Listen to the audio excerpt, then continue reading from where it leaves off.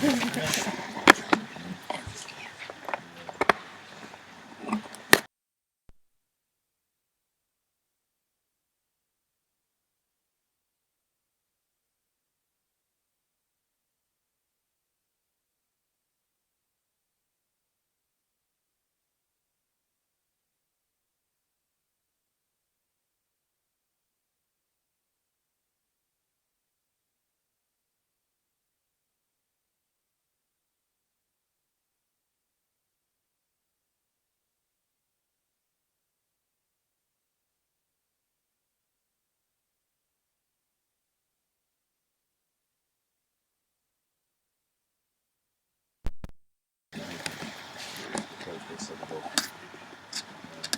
okay over there?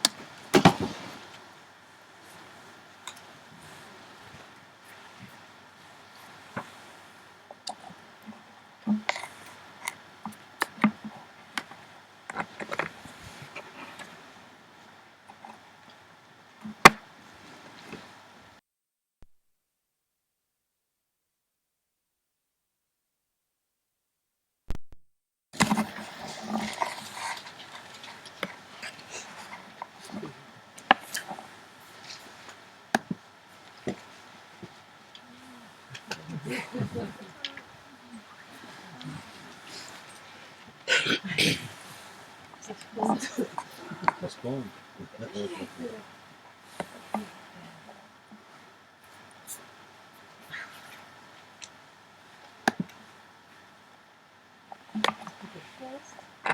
There is profound gratitude, and I think I die now. Total okay. Then nothing is searching anymore. Nothing. Nothing is searching. You can hear with this, or what we're doing with this too? You want her to use it as well? Actually, it's a funny thing. Let's just say from the beginning, because this is only for the recording, I think, isn't it? No, this is for the speaker. Ah, this is for the speaker. Yeah. Should we use the speaker? Yeah. Which means I have to use this one as well. We have to bear with this, okay? Or maybe there's a questioner because you're the... Yeah. Let's try and see. We are experimenting. Okay. Everybody has to just put up with experiment for a moment or two. Okay, I think they're going to put it on now. Well, let me see. Okay. Huh? Hello? Okay, let's try. Does it make any difference at all? Say testing 1, 2. Just okay. It's okay. We're for a moment. It's okay. We'll get it right. Okay. Does that make a difference? Anybody? And it's better like that also. Okay. Try again now with yours. Okay. It's good. I think it's like that. It's good. Quick. Boom. Okay. Okay. Where I found myself in a paradox, and it drives me a bit nuts. There is really a call of the search. It's no searching anymore, but to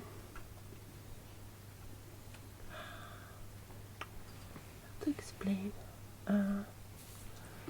and still there is this restlessness, and it's tiring. It's tiring. Yeah. Yeah, it's tiring. And I know all the tricks. It's like, I listen very carefully to your words because, I've heard it 10,000 times. I've felt it 10,000 times. But it's good to hear it from another way, different words. It just hits differently. So I heard about cleverness, and I kind of took it for me. The arrogance of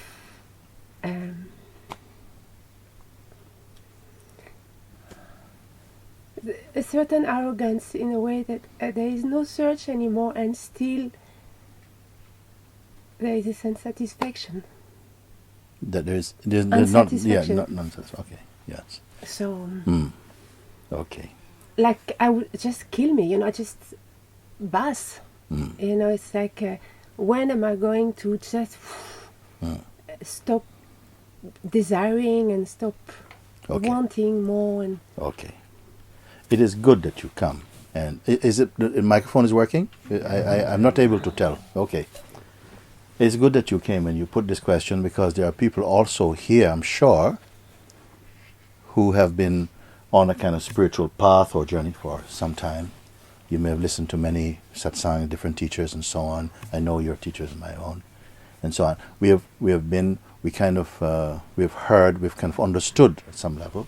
And now you say here, like, I don't have anything, I have no questions, I have no search, the search is finished and so on, like this, And I want to go back to basics again, you see, like that. I really do, because I feel that myself I've encountered many situations, many people also, who feel like, okay, whatever you're going to say, I know, I've heard it.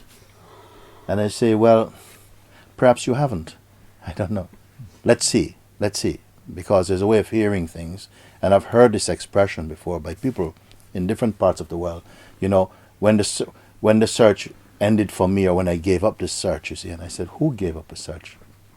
Who gave up, and for whom did it end? You cannot end the search. The search ends you. We cannot give up a search. The search ends you. Somehow you are no more. You cannot find you. Now, I'm starting off satsang like that with very strong words because, in a sense, we are deeply threatened at a core level that somehow, if I understand the truth, in the sense that everything, even a great master may say, even, I understand, I know these words, I feel them in my heart. Nevertheless, there still continue to be something is unresolved for me, and I'm happy that you're honest enough to come and say that. Then, where has the search ended? Is it ended because we have an intellectual understanding, a deep understanding of it, and so there's no more need for any question? Can that really be so? Because for me, when the search finishes, it means you are free. When your search ends, you are free. You are the Buddha. Let's not mix words. When your search finishes, or when the search finishes you, you are empty of all striving. And if you say, then, where is this dissatisfaction? Where is this agitation coming from? Where is it? Then I say, well, we'll better just keep looking and clarify something. Because somehow it's a popular thing these days to say, yeah, when I gave up the search, and some people are talking like and teaching like that. Now you must go around and give gratitude to all the people you've learned from. I've heard this type of thing. People are going around saying to different teachers, I'd like to come to thank you. Like, now I'm the Buddha, and I thank you for what you contributed to my journey. But I sense a deep arrogance also. That what? You have finished something, and now you're going around, because there's a kind of thing like this, people going around thanking different people, different places. Thank you. This is where I first encountered satsang. This is the first person who taught me about satsang. I want to, offer gratitude at your feet for what you've given to me. Now I am not searching anymore. I said, hang on a second. Who is not searching? Who is there to say even I am not searching? Who is speaking these words? Is it coming from the pure self? Or if not, from where is it coming? And you have to trace it. We have to trace this and find out, because I tell you, as long as there continues to be the sense that some disturbances here, and somehow I'm never really at peace, I'm not really settled in my being, then don't let this idea that, okay, I have no more search, no more question, don't hold on to that too tightly. Really drive it home, because there are many people saying these things. And still, how can there be a Buddha with dissatisfaction and restlessness? You have to find out for well. So the dissatisfaction comes like the last 7 years I have been very much in the world, and in the eyes of the world not doing much of it, practically, and And I can see that there is still some disturbance about that. And that's what disturbs me, about that I still care about wanting to do something, Yes. being someone, and I don't do it, but Yeah. there is still this. The thought is still there, Yeah, and yeah. it's still. And I still use a lot who am I. Like when a thought come, I really do the. So, this sense of dissatisfaction, we know the feeling, agitation, we know the sense, the feeling energetically of dissatisfaction, agitation, and so on. Now, my question is, what is suffering from it? And I really want now you to really hear it, like you've never heard this question before, you know? But sometimes I think, yeah, I kind of know. And it's in the mind, because you can overlearn something, you can overknow something, and if it's not swallowed, digested, and assimilated inside, it just remains a kind of surface or superficial knowledge. And it can even get in the way, actually, because then you feel like, I've done it, I know it. And one friend was very, very close in Satsang, working, I won't say. But one time we were talking, and I said to her, she said, yes, because I know. Because when I dropped all this searching, I said, when did you drop this? Because she said, but I know that I'm free. I said, no, you're not, actually. You're not free. And she was deeply disturbed. And she said, but how can you say this, How can you say this? What is the difference? I said, because still there is in you a very strong personal perfume. Like the way you speak, how you react to people, the judgments. How can you be free? Come on, don't insult the bloody Buddha. How you can be free? I'm free, but these people don't like people and this one. What kind of Buddha are you? Miserable Buddha? What? So there has to be something that is really confirmed inside, where you don't even have to speak. You could be without a tongue even. And people will come and touch your feet. They will do it. Animals will come and want to be in your presence. Something is there that, because language is, human verbal language is not the only language that we have. Even if you're silent, you don't speak. If your mind is clear and your heart is pure, there is a radiance, there is a power, there is a presence that is very attractive for all beings, actually. Even the ones who resist you, they're attracted to you, The people, even they hate you, there's an attraction, but they can't face it because it brings disturbance inside themselves, because you're like a light and you show up that something inside is not settled. So this thing I really want to say, for the first time, listen, like for the first time, you say, I'm agitated about something, and yes, I want to go to that place, use the agitation itself to try and identify the agitated one. Really go there. See, agitation is felt, but who is agitated?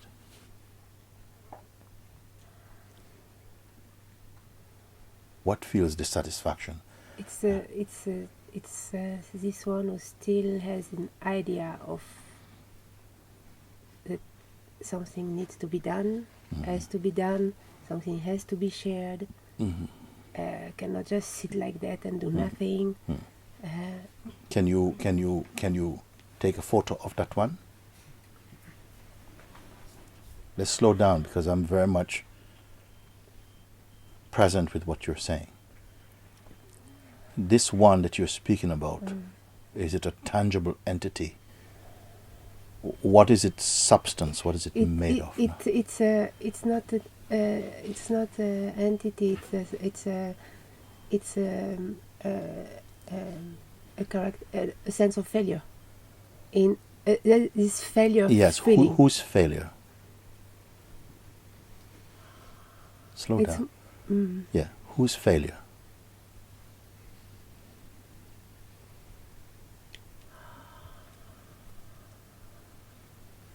Actually, it's a lot about what people, what I've heard from people. You are so and so and so, and you should show so and so and so. and there is this. Who are they speaking to? Who are they speaking about? Go to the center of that, which is touched inside you, that is affected by the judgments or of people that you care about, or other people you don't even care about sometimes even. Say it again. Who is it that's there that is affected by the words or judgments of other people? Go into the center of that feeling and see if who it is that is very disturbed by this.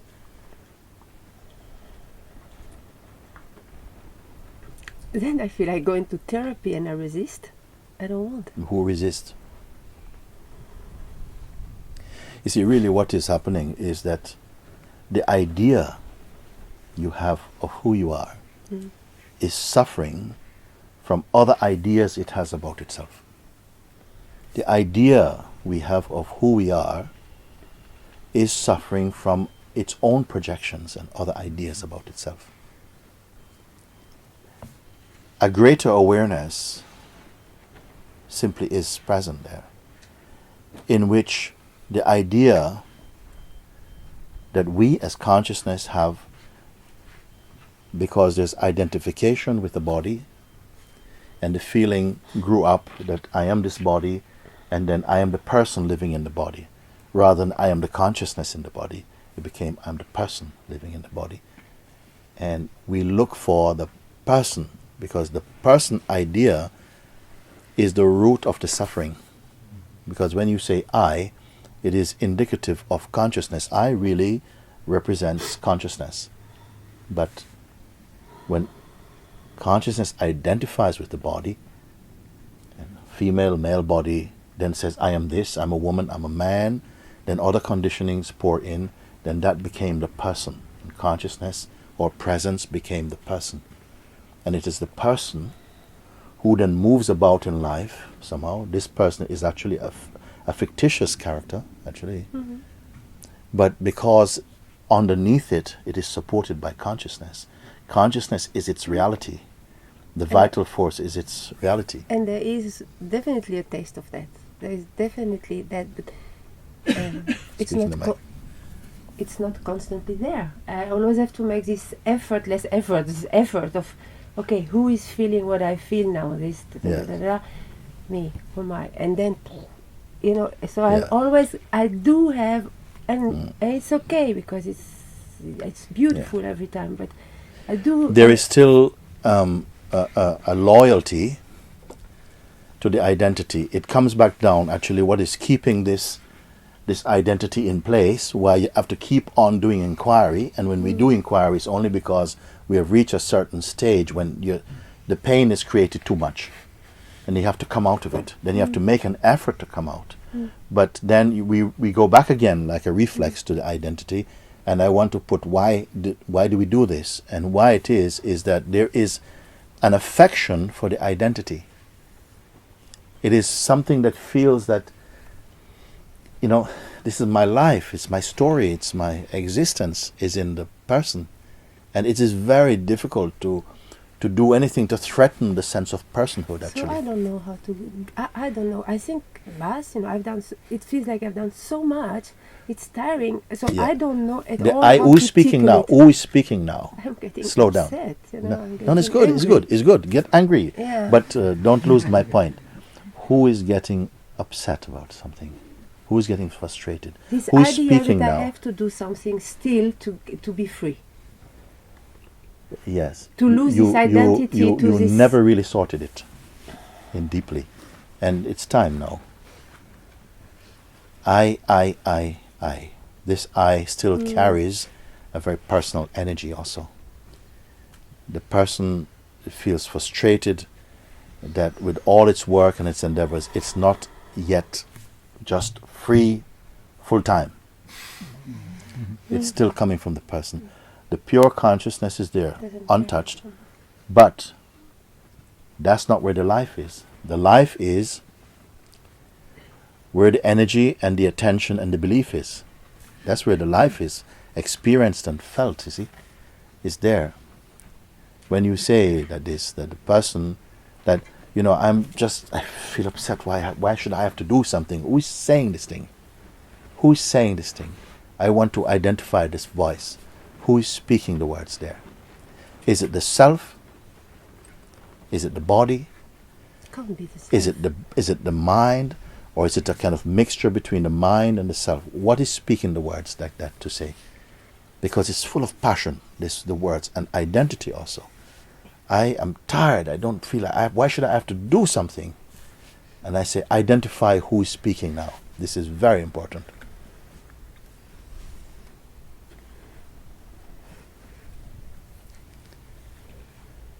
Because this voice, these words, they are not challenged. It's almost as though the words are coming from the fact of my being. Why should I have to do something? And I'm pointing out that, watch that I. Because it is speaking in your name. It is speaking in your name as consciousness. And you don't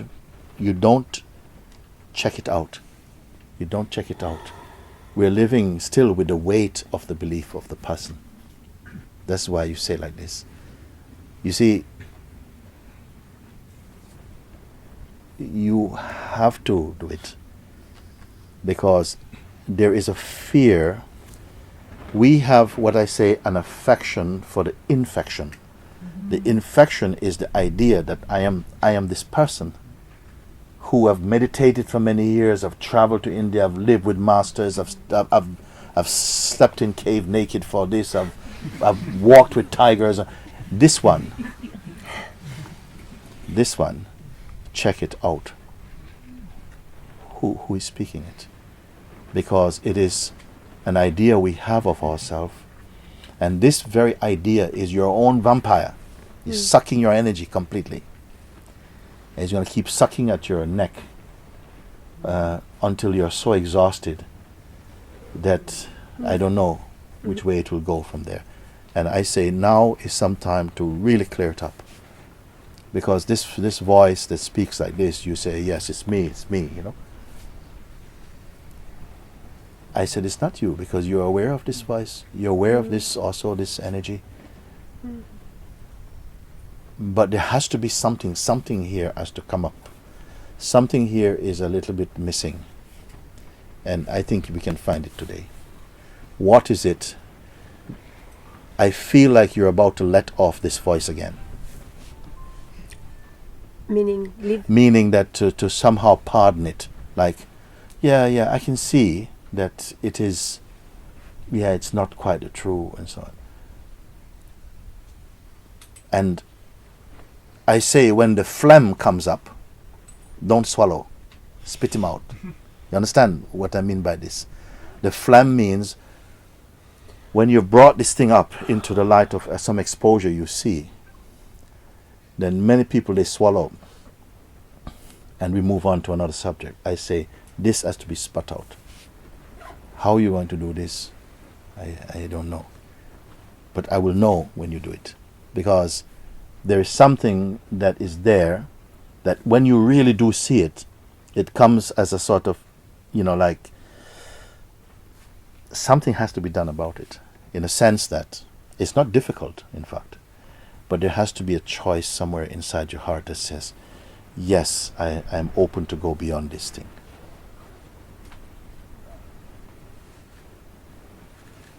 Don't let pride stop you. You see.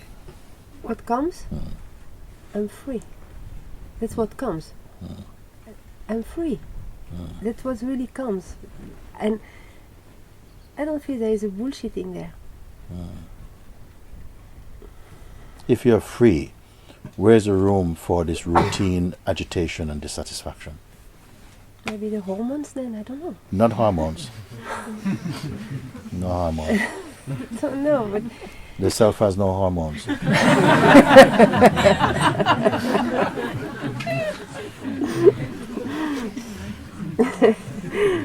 oh God.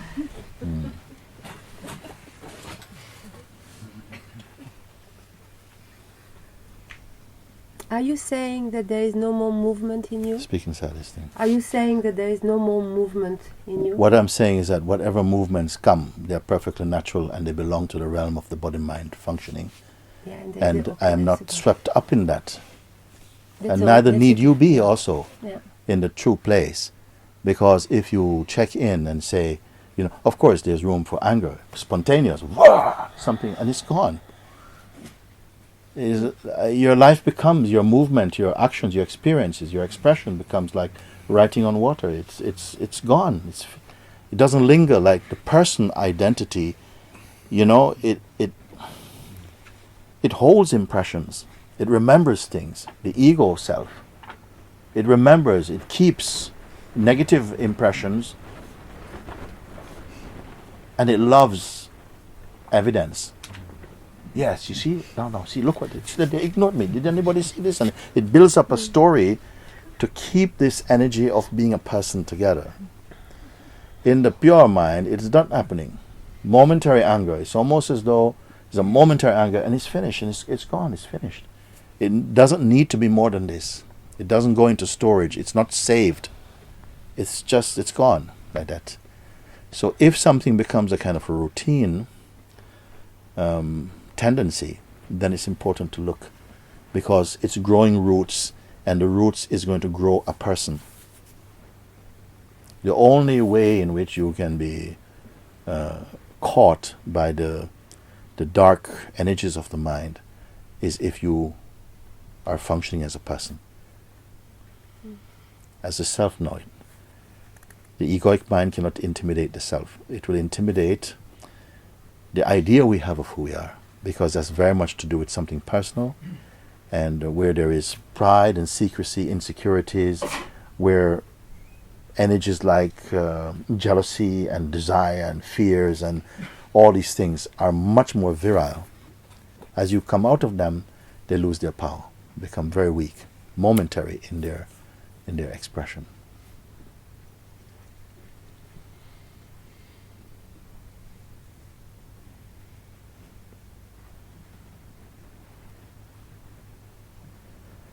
So something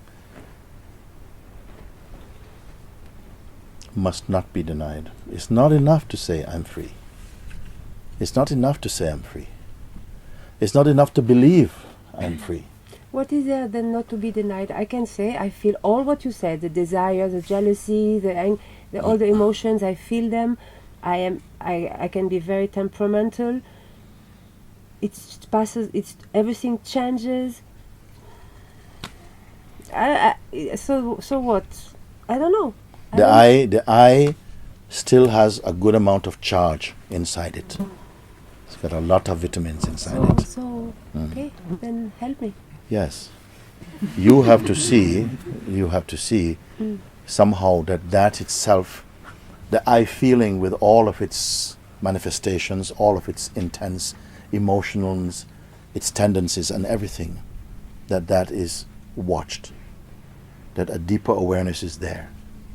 And you need to sit with this and keep confirming it, because each time it rises up, something gets pulled out of habit to go into role like this, and then you start to speak, yes, but I don't know why, blah, blah, blah, blah. And that energy field is not pure, but we feel that, and I say, but you are aware of this or not? And I said, yes, there's awareness of that. So if there's awareness of that, just be the awareness itself. Bring the energy to just be the awareness itself, rather than to be pulled into identity or into the story.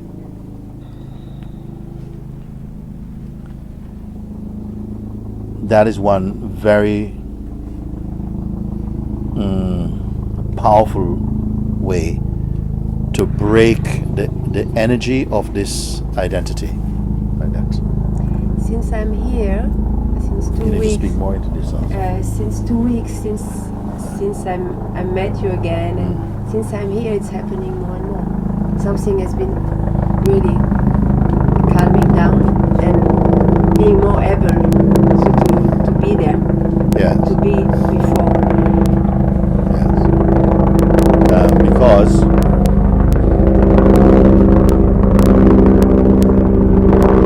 some late latecomers to Satsang.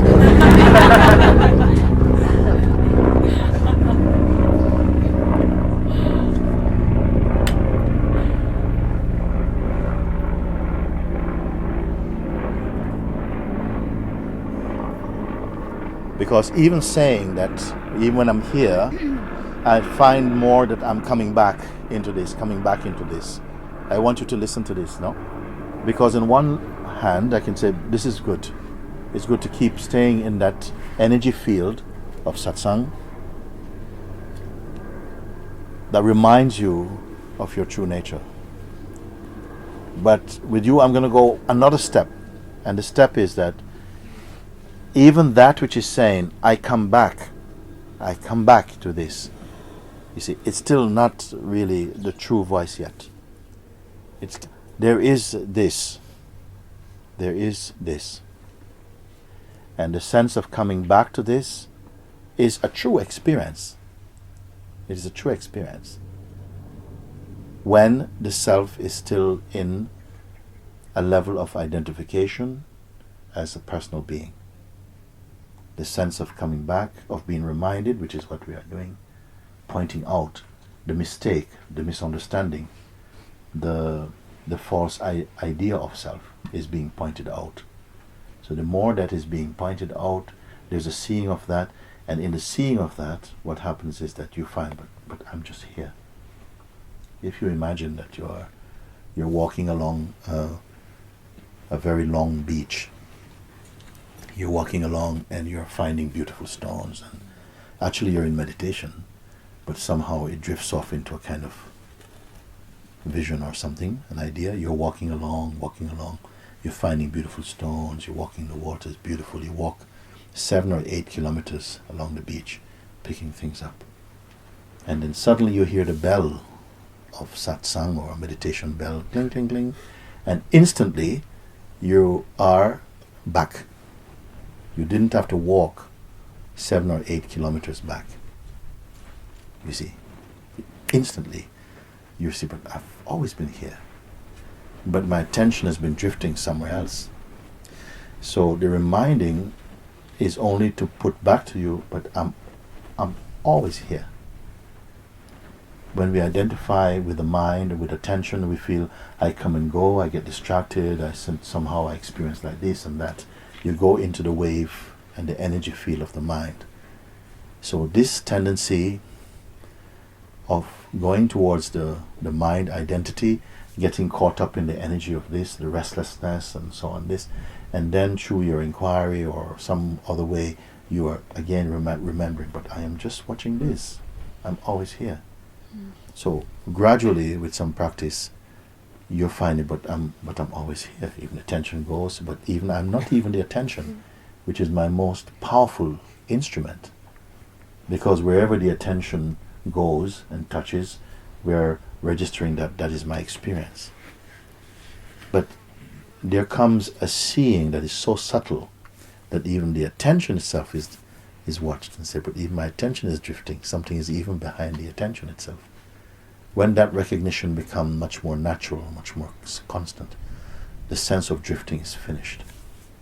And that I leave myself and I go off, and big distractions, they will be momentary. They will not go on for a long time, and you end up into suffering states, momentary only. Like that. I would say, be careful that we don't holding on to some ideas about, yes, I've finished with this, and when I drop the search and all this type of stuff. I think it's a very premature thing to say for people. And sometimes it comes out of a kind of pride that you don't need. Just confirm. You have the knowledge, now confirm and verify the knowledge. Because the world, the flesh, the form is the testing ground for the inner knowledge. That whatever come, people may say something to you, and deeply we feel disturbed, and I've got to really, and it's sitting inside, sort of brewing, and you can't shake it off. The inability to shake things off tends to come more with a sense of personhood. And the satsang is just bringing you back again into the field of presence rather than person. When you're in presence, there's beautiful space there. You don't think so much. The feeling that there are problems is dissipating. They're not really perceived as problems so much, because the presiding deity inside you is peace. It's the self, and it's always in peace, even when the situations that ordinarily you would think, but these things are very disturbing and so on, you will not feel disturbed. You say it's okay, somehow it will turn out fine. You have this kind of confidence, and you don't get pulled into identity that easily, or think in the personal sense. So when you are in the company of people who you probably know, and familiar settings with people who have a sense that they know you and so on, and they may say things, it won't perforate, it won't penetrate into your, there's no vulnerable place in you. It's like there's nothing more vulnerable anymore. When the person is full of vulnerabilities, but from the place of the self, yes, you can, if someone says something very hurtful, it feels, but then it's nothing. It's nothing. It's like punching a balloon in. Well, a balloon maybe pops, I don't know, but it's like it doesn't stay.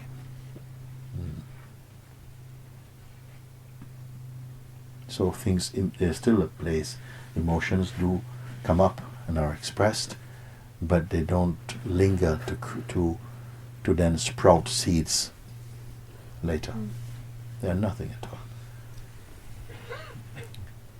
And this is why I say I am supremely happy, because I don't have a future.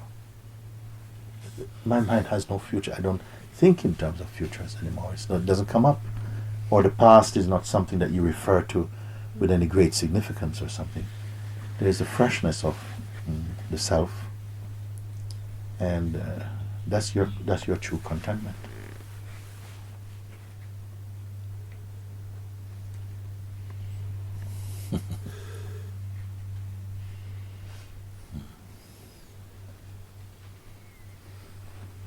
Very good. Thank you.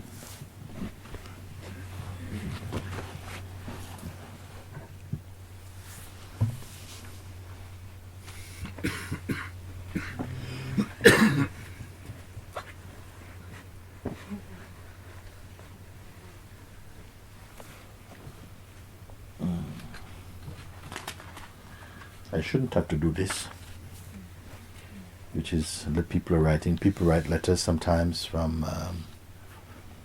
They write to me through the internet, through our website, and Mooji answers. And then I say we have done quite a number of them, because it used to be that people were writing in and I was just writing back, responding to private emails. But I felt, but what they're asking could be shared for everybody. It's not something so personal. It's about the self, it's about the nature of life and existence and what is my truthful place. So we created this Mooji Answers as a feature on the website, so people's questions could then be responded to on the video, and then like this. But satsang like this, I shouldn't really be reading letters like this. I would like more direct, that you can come, yeah.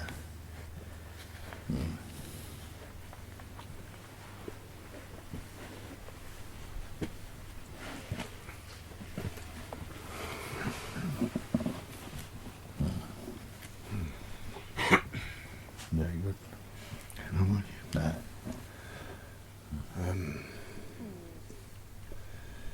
It's a bit about the same as you just have been talking about. I've sort of realized that for more than 30 years I've been having a hobby, and this hobby is called spirituality, and that means I can go through it and go back into my normal life, and then go every Wednesday I go meditating or like this, and it's not something I'm proud about, but it's I can see it's the principle of how I've been doing. And we had a very short talk the other day, and I don't even remember what you said, but I remember I very much feel the energy of it, or something with taking responsibility of my seeing, and I said, I remember, you don't have to prove anything to your mind.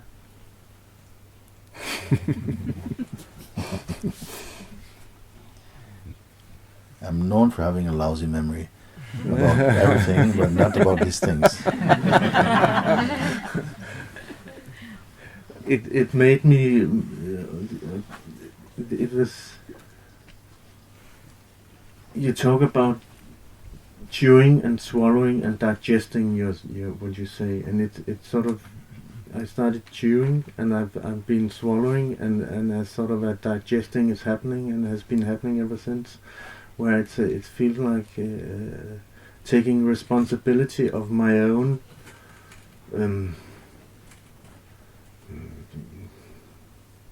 seeing or something like that, and it's I can't say it's made me happy, but it's made me real somehow.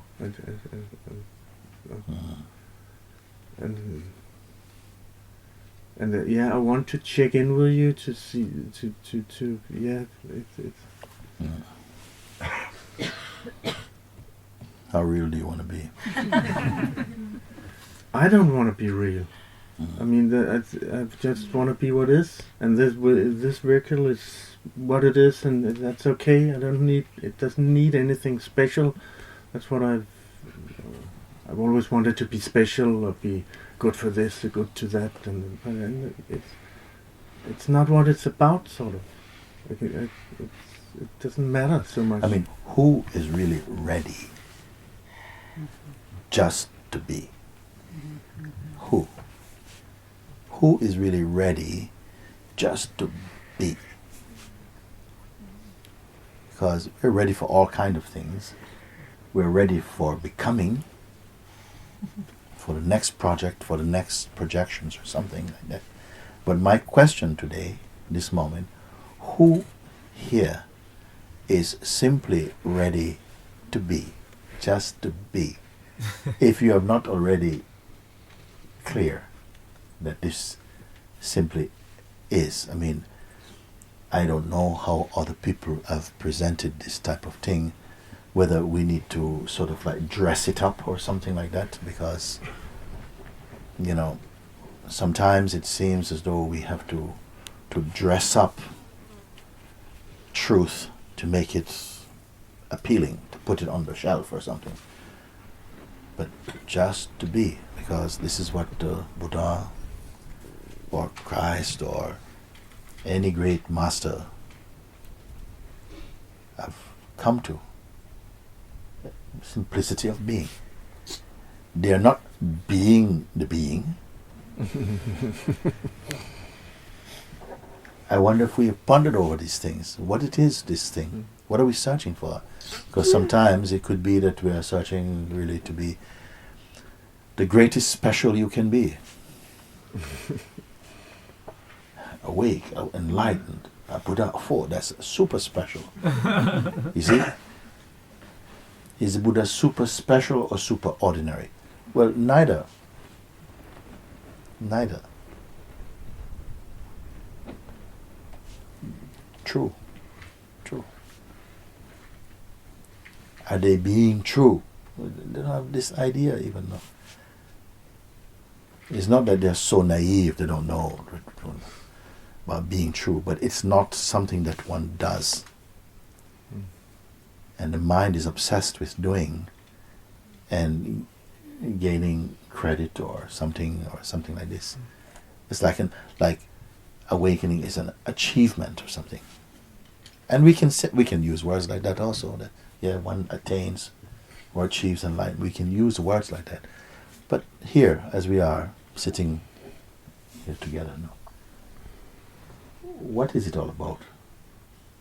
A special knowledge, a special experience or something? It really cannot be defined. Cannot be defined at all.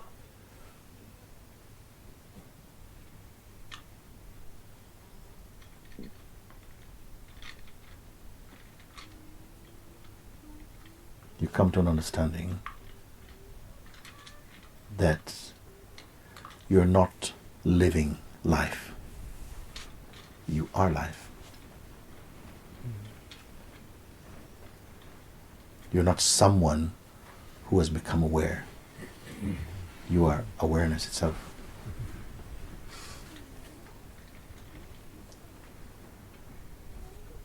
And it's not I am awareness. You know, it's that. Yeah. Carry on. And you talked the other day about being aware of sleep, and I've been pondering a lot about that actually for many years. And I can intellectually see that's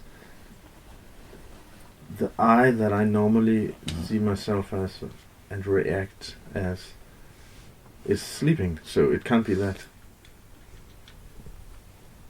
And I don't know what I want to say. We don't have to go into the sleep example too deeply, because there's something very swift we can see about sleep. You can say that if you are a Yogesh, you cannot be Yogesh for 24 hours a day. Mm-hmm. You cannot, because 8 of those hours belong to nothing, to pure sleep. That's all. Mm-hmm. So the most you can be in Yogesh is maybe 16 hours a day you can be Yogesh. For 8 hours you're nobody. You have no name, no identity. Mm-hmm. You're neither married nor single, rich nor poor. Not a man nor a woman. You have no identity, you have no credibility, no credentials at all in deep sleep. Mm-hmm. You know, you cannot boast, you cannot be proud nor humble. An infant lies next to a king and there's no difference. Or a beggar. There's no difference. Why? The mind is not there. The mind is not there. And every day we lay down our consciousness somehow. Not that you willingly put it down, but we're used to this, somehow it slips away and you enter into a sleep, into a state where you have no identity, nothing to report at all. And all beings love sleep. We love sleep, need sleep also. To be in that state also where we have nothing to report, you cannot be successful or a failure. Nothing is there. Then somehow the waking state arises and consciousness is present again. Then comes a feeling, I, rising up. Then the I comes up, then you can come. You cannot come before I come. Mm-hmm. I come, then the sense you or other, that can come after that. This is enough to say. So therefore, all that you know, your friends, your struggles, your spirituality, your belief systems, who you take yourself to be, all your relatives, what you want to do in the world, all of that is the functioning of the waking state. Isn't it? Who you are, your name, your identity, who you take yourself to be, your memory, the functioning of your intellect, how clever you are, all of these things is only the content and the play of the waking state. In the deep sleep, it's not there. Now, if that is the content and the play of the waking state, and now you know you're awake, now you know I am conscious, I'm awake, you watch the waking state. Something is also aware of the waking state. Many people are not sure about this. They say something is very tight there. I'm not sure if this is true or not. I have the feeling I am here, sitting with all these people. It's a nice afternoon, cool breeze and everything like this. I wouldn't be able to say this in deep sleep. It's not, nothing's there functioning.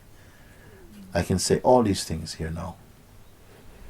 And at the same time, there's an awareness which is not really participating in anything that's taking place. It simply is. Are we aware of this awareness or not?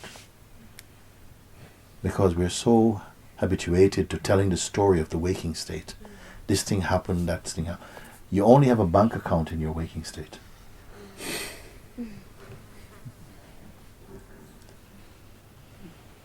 You only have a lawyer in your waking state. You have none of these things in deep sleep. So you have a 16-hour life where you can transact with other beings and talk and do things together, what we're going to do tomorrow, and we say things like 24/7s. There's no 24/7s for anybody. 16/7s, not 24/7. 24/7 means for 24 hours of each day. Yeah, this is so. No, it's not so.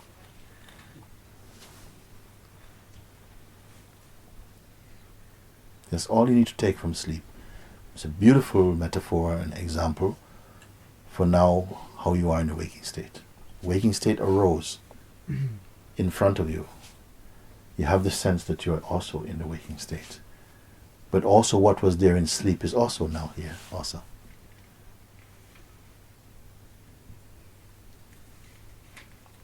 It's almost as though a switch is flicked, power is off, but the senses are still working. The mind is still working, intellect is still working, but something is not there. Follow the example again. Like the flicking of a switch, somehow. The understanding is a bit like this.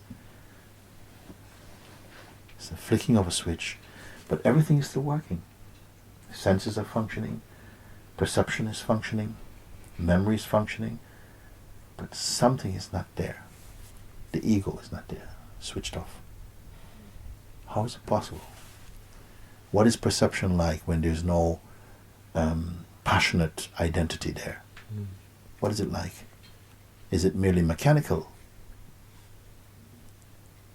Is it merely mechanical without the ego sense, without the me, special me? What is the evidence? What is the experience? It's actually beautiful. Very peaceful. Your experiencing is very peaceful. Without turbulence. Even if there's some turbulence, it's just also seen as a natural phenomenon. It doesn't feel like it's happened to me, and why did it happen to me? And we went there together and only I got caught, and all of this noise stops. You know, when all this noise stops, what is left? When the noise of the mind and the person, when that stops, do you know what is left?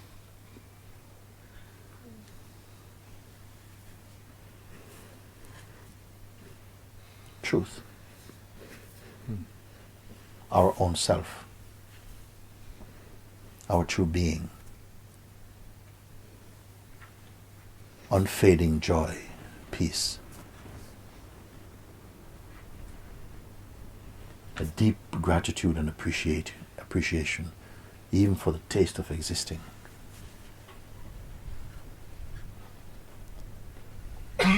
There will still be a little bit of nonsense that comes up. Maybe that's just a tax for having a life or something.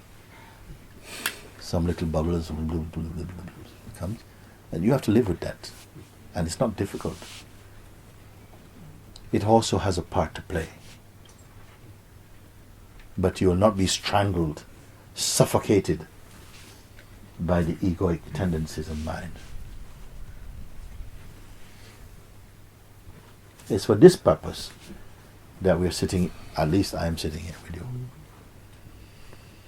What is in the way of that? To the extent that some people say, is it possible? Is it really possible to be happy and alive? Well, maybe happy and dead, maybe. To be happy. One master say, die, but don't be dead. Do we understand this someplace inside or not? So much space inside this type of insight. And insight is different from knowledge. It's like an illumination that arises spontaneously from within. Even unasked for, it comes. And it is synonymous with a sort of joy and inner space, and expansiveness is there also.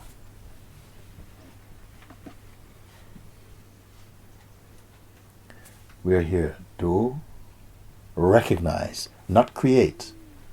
Nobody can create this. This is uncreated stuff. Our minds is creating stuff.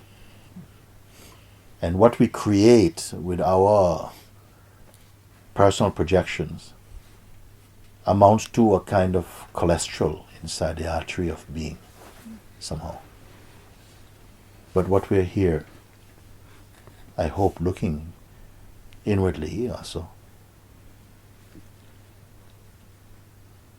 is to recognize and experience directly what is here before your mind came. Mind is not bad. Mind is also the self. Mind is also this. But when we identify only with the body-mind functioning, a severe limitation arises for us.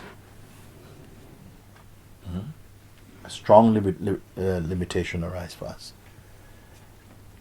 And our intuitive light is dimmed somehow, whereby it feels like what I'm speaking now can feel a bit abstract or away, and yet it is the reality of our inmost being. So what we're here to do is to see if there is the openness, the will, the courage, the desire for that. I am not going to say what that is. I don't have a picture of that. If you are here somehow, there must be already something in you, an intuitive attraction for this on some level. Otherwise you could not be here. Now, what comes out of our interaction, our sitting together, I don't know. Not my business. But for some it is possible to come and to at least begin to experience that inner space. I would say even that the world, the universe, on this side of the eyes is limitless.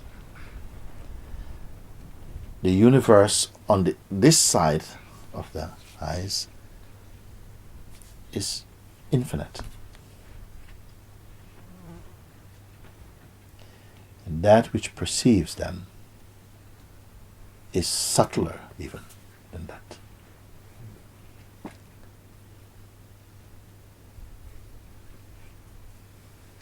If there is the openness or the will, even this is put there by grace also.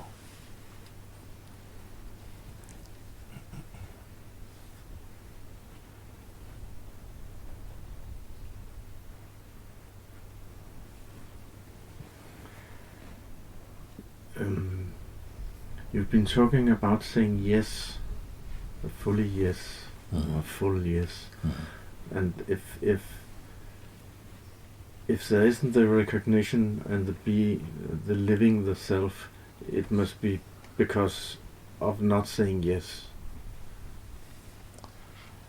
I don't want to put that in such absolute terms. All I want to say about it is that the invitation to say yes, and it's not yes to me or yes to something else. No, I just have to make it clear for those who are not familiar with this way of putting things.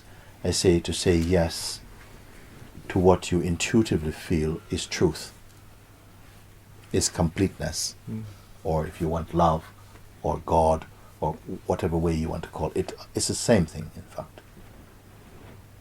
And since introducing this invitation of yes, many people began to realize that they're not living in yesness. You understand? Mm-hmm. They are not living in yes. They're living in I'm kind of getting there, or soon, or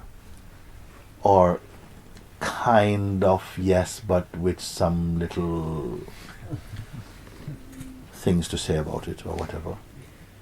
And it's been beautiful because of that, because it allowed us to see where we are still trading inside, where you are holding division inside yourself when it's not necessary.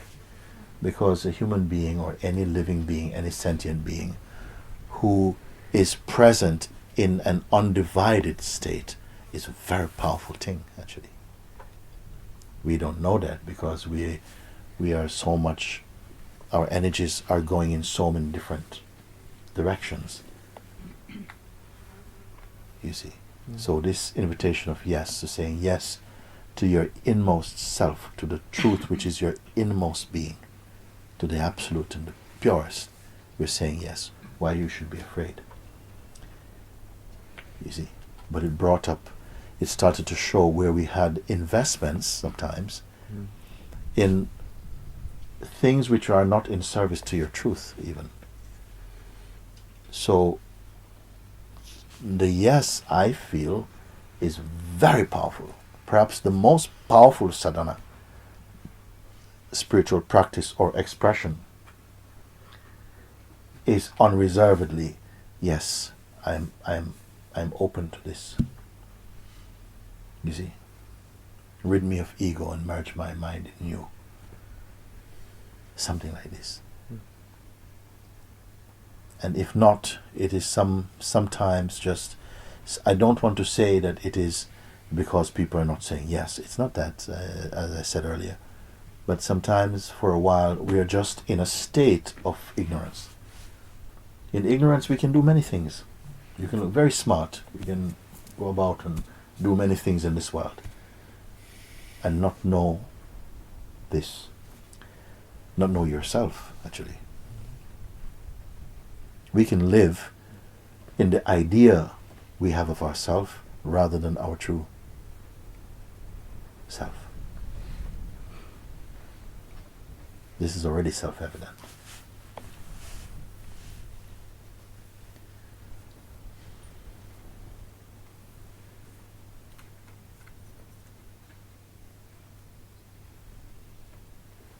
Thank you. Yeah, very good. Thank you. I'll try a letter anyway. See what happens there.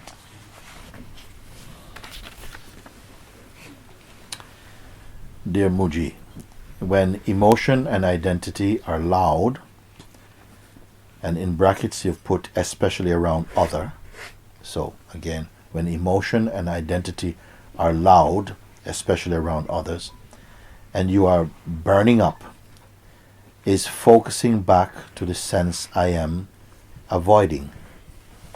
Do you understand that? They say? When emotions and identity are loud, we understand this, especially around other people, and you are somehow burning up, the identity is burning up.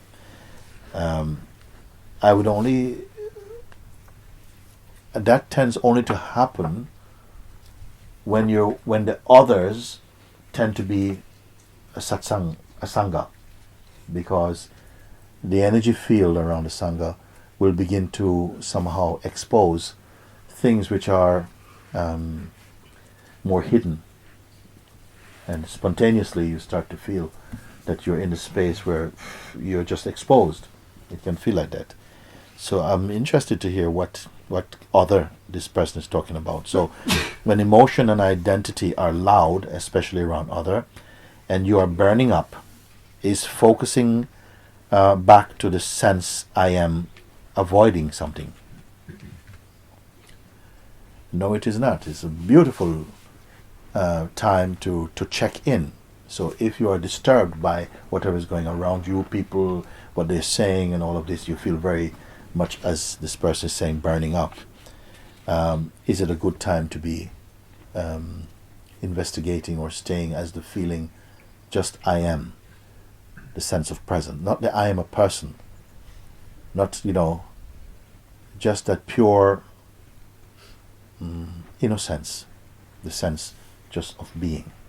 Is that avoiding? Yeah, it's avoiding delusion.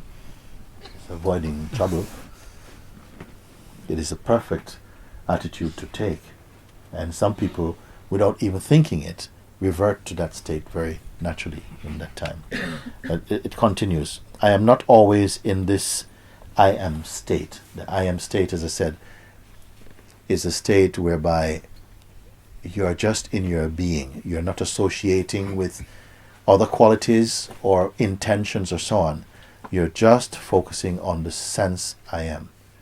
Now that may be experienced by many people as with some difficulty if you're not used to it, but as you become a bit more accustomed to the natural state of being, whereby one is in a natural state of peace and openness. You're not in a thinking state, you're not using the thinking mind. You're simply in a state of grace, you can say, or peace. You see? Now, he's saying, David, I'm not always in that state, as sometimes I prefer to feel whatever is arising. But you can be in the state I am, and you perfectly experience what is arising, but the two don't mix. It's almost like you are the space in which the arisings come, but you are not somehow mixed in with those states, you see. So he's saying, I'm not always in this state, this I am state, as sometimes I prefer to feel whatever is arising. But if the purpose of this is to show I am not the body, then I know this. I am everywhere, but it's not extraordinary. This is as far as I can go, David. If the purpose of resting in the natural state of being, which I refer to as the state I am,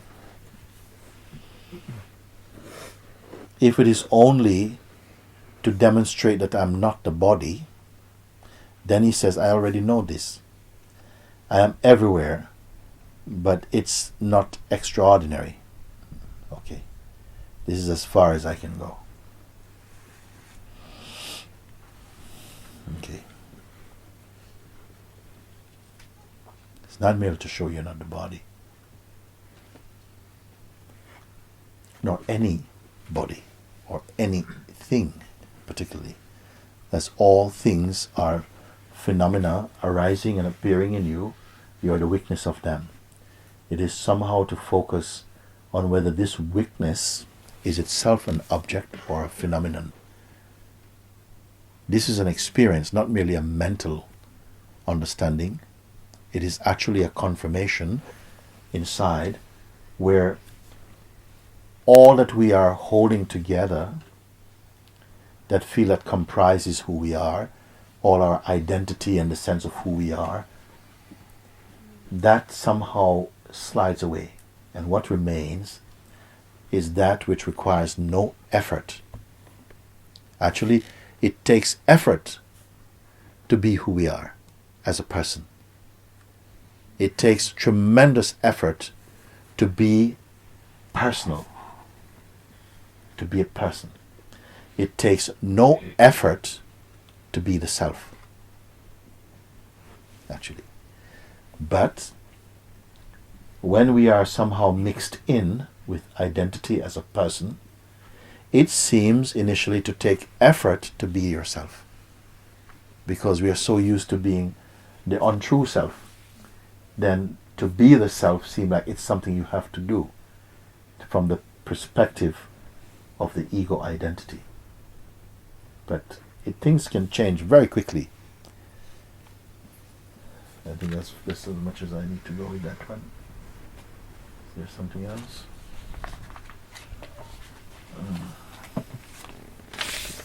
This looks a bit long. Let's see. Dear Mooji, I would kindly ask your help. I wanted to go to the Ukraine, to ask Mooji a question, but due to strong anxiety and heavy breathing, I am not able to fly. Okay. I was watching Mooji's videos about panic and tried to follow his advice with letting go and do not fight against it. I have anxiety and panic more than 12 years now. Was between better? I don't know. Oh yeah, was between that time, sometimes better. Since 10 months it became so worth it that I don't know if I'm reading right. Since 10 months it became so worth, it's written here, that I lost my job. Must be worse. I lost my job and isolated myself from social life. I keep getting heavy breathing. I tried lots of different healing methods and healers, and up to now nothing helped. I cannot find my inner peace and God inside of me. Maybe I lost my trust because I am suffering so much.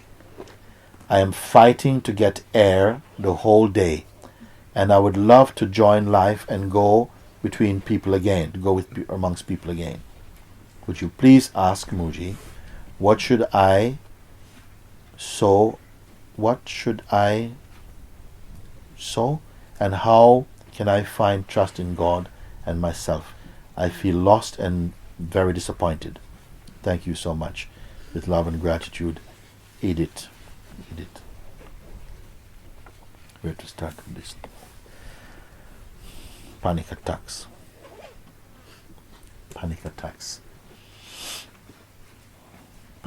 It happened also to Ramana Maharshi.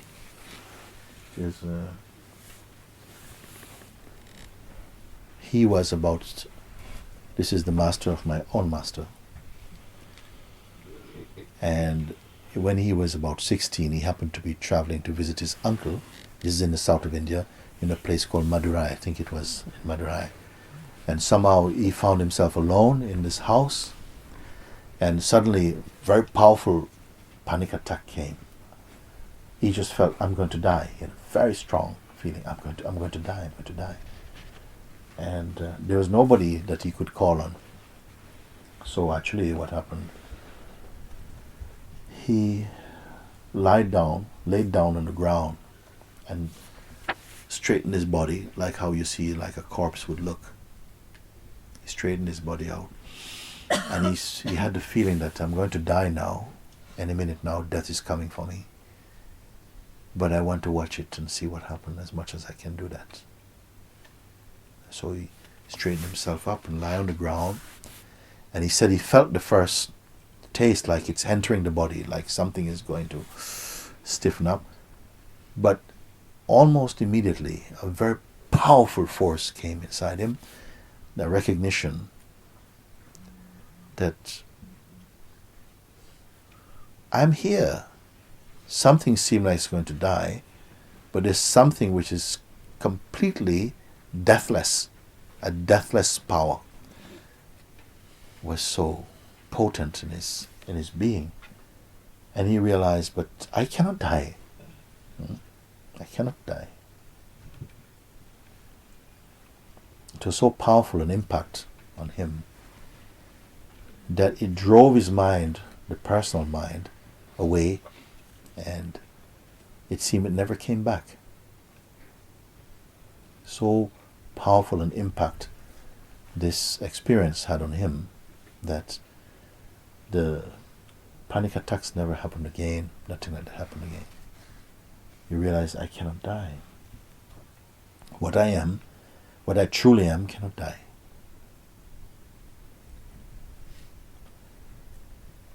And so powerful was that recognition that his whole life changed in its expression.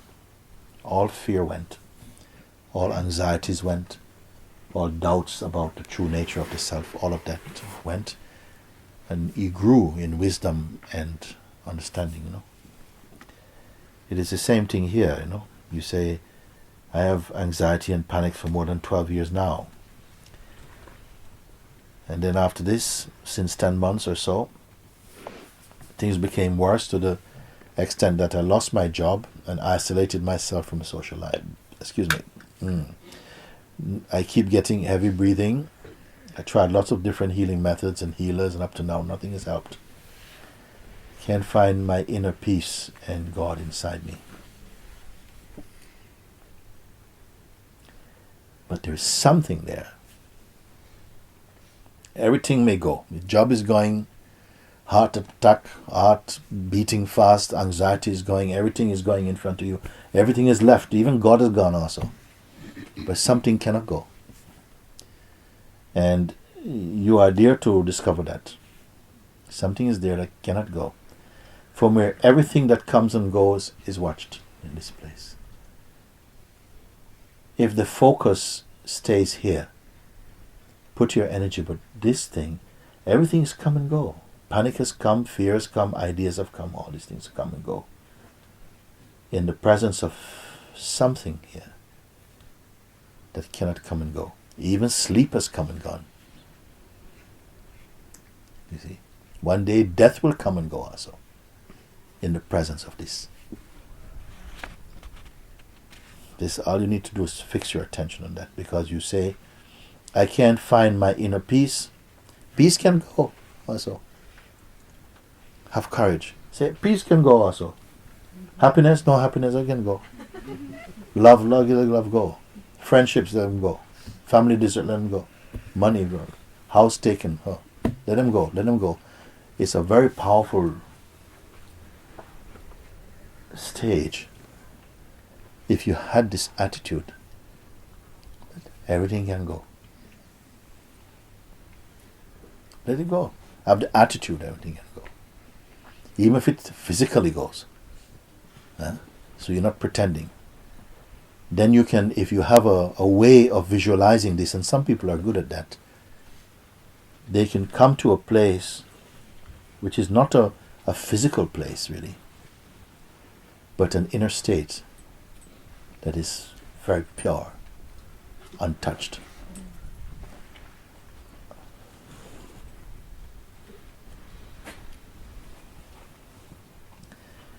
Maybe I lost my trust because I'm suffering so much. I'm fighting to get air the whole day. Yes. Even this air, the struggle to get air, also something is watching it. Don't waste this opportunity. In fact, someone who has such intense experiences, which most people regard as very negative experiencing, these very experiencing can be very powerful at throwing you back into the pure self. You run out of moves. You run out of moves. Has anybody ever experienced this thing? When you're totally helpless, you run out of moves. And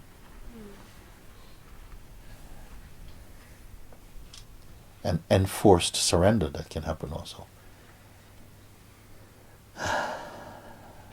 I'm fighting to get air the whole day, and I'd love to join life and go amongst people again. Forget about that also. For a while you have to do it even once.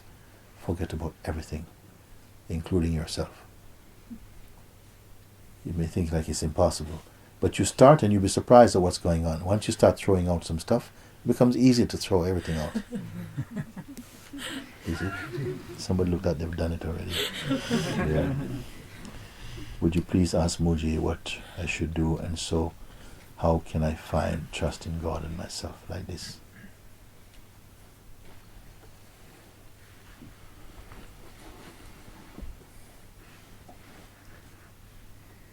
You almost become nothing. But not the sad, desperate nothing that comes from the mind. Not that. The things we're speaking about, we're not accustomed to in our culture to speak like that, because we have a kind of taboo about speaking like this. To say that you're nothing. Oh, how can you say you're nothing? It's a terrible thing to say. So we don't allow space to be nothing. You always have to be something. You know how much energy it takes to constantly have to be something. It takes nothing to be nothing.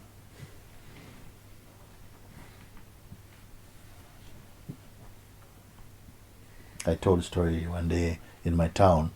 I'm riding my bicycle, and I saw in the marketplace a figure of a walking like this up the road. It was a big long jacket, walking like this, stopping every moment, picking something off the floor, and mumbling to himself. And I was very caught by this image of this walking like this, slowly. I was on a bicycle and I slowed down as I was coming near to him. I was watching him. He was speaking, mumbling to himself, no? And I just heard him, many of you have heard me say this. This figure, he said, I am so worthless, nobody wants me. Not even the devil wants me. I never heard anything like this. I am so worthless, nobody wants me. Not even the devil wants me.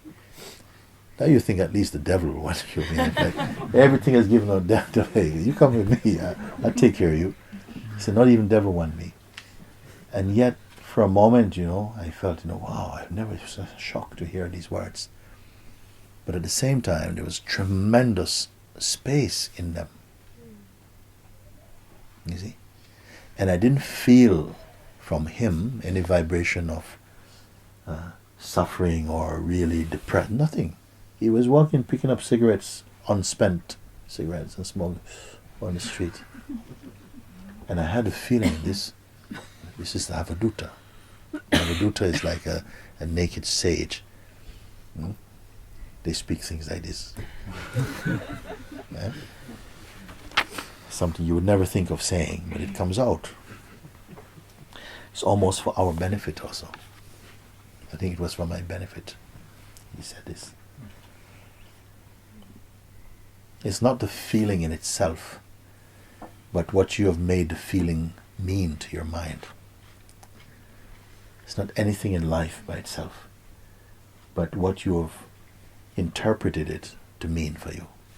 That's what either gives off a bad smell or the perfume of the Supreme itself.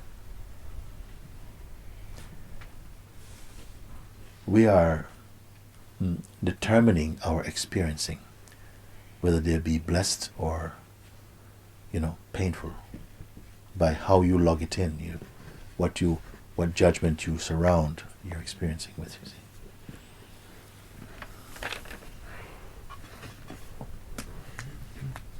Okay, please come.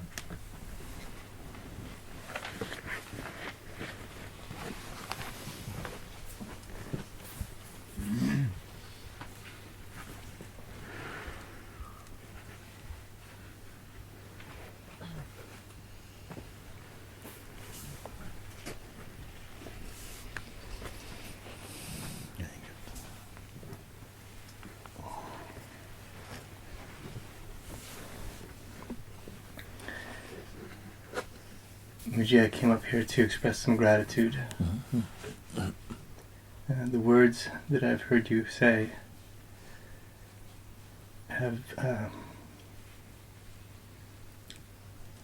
had planted seeds of grace in my soul. Seeds of remembering something that I can't put words on. Something that's tremendously beautiful. And the energy that you've created here, Monte, Sahaja, and the Sangha, the smiles, are a reverberation of that. And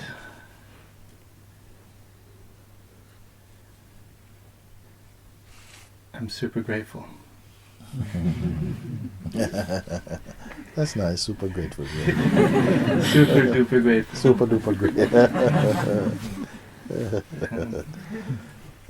very good. Gratitude is itself a super sadhana, actually. Sadhana means a kind of spiritual practice, if you want to put it like that. I said one time to someone, Yes, to say thank you to existence. Even for the joy to experience. Just to say thank you. Thank you. Even if your words are not focused to any particular figure, just to existence as itself. The words and that expression of gratitude is cleaning one's heart. You come light and empty. I think I said to this woman who asked, I said, this is perhaps the best mantra I can tell you. To say thank you. Very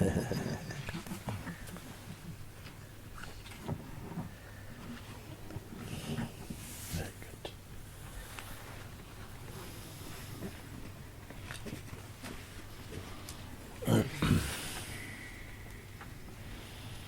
Hi, Mr. Mooji.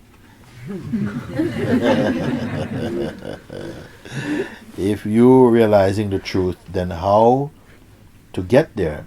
Because it's only a realization, and in bracket, like you create your own dream and living it.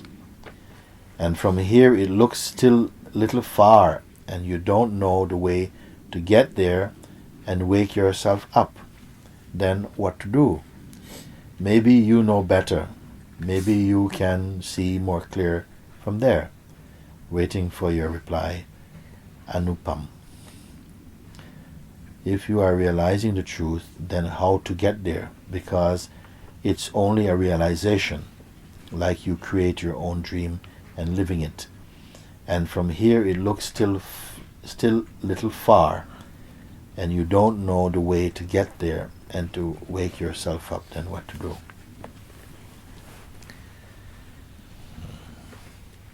First, I say come to Satsang. You see, come to Satsang. And keep coming as much as you can come. Because we go many places throughout the days. You have so many appointments. Even if you sit down and you write the different places that you have to go in each day, and then determine from each place you go what real benefit came to you from going to these places, meeting with these people. You see? Then add into that also Satsang. If you can find the opportunity, go to Satsang, attend Satsang. Even once a week, then you'll make your count up at the end of the week. You say, okay, I went to this place, I went to these places. What did you get from them? What did you get from them? You give 2 hours to this place, 3 hours to that place, 5 hours to this place. What did you take from that inside your heart, you see?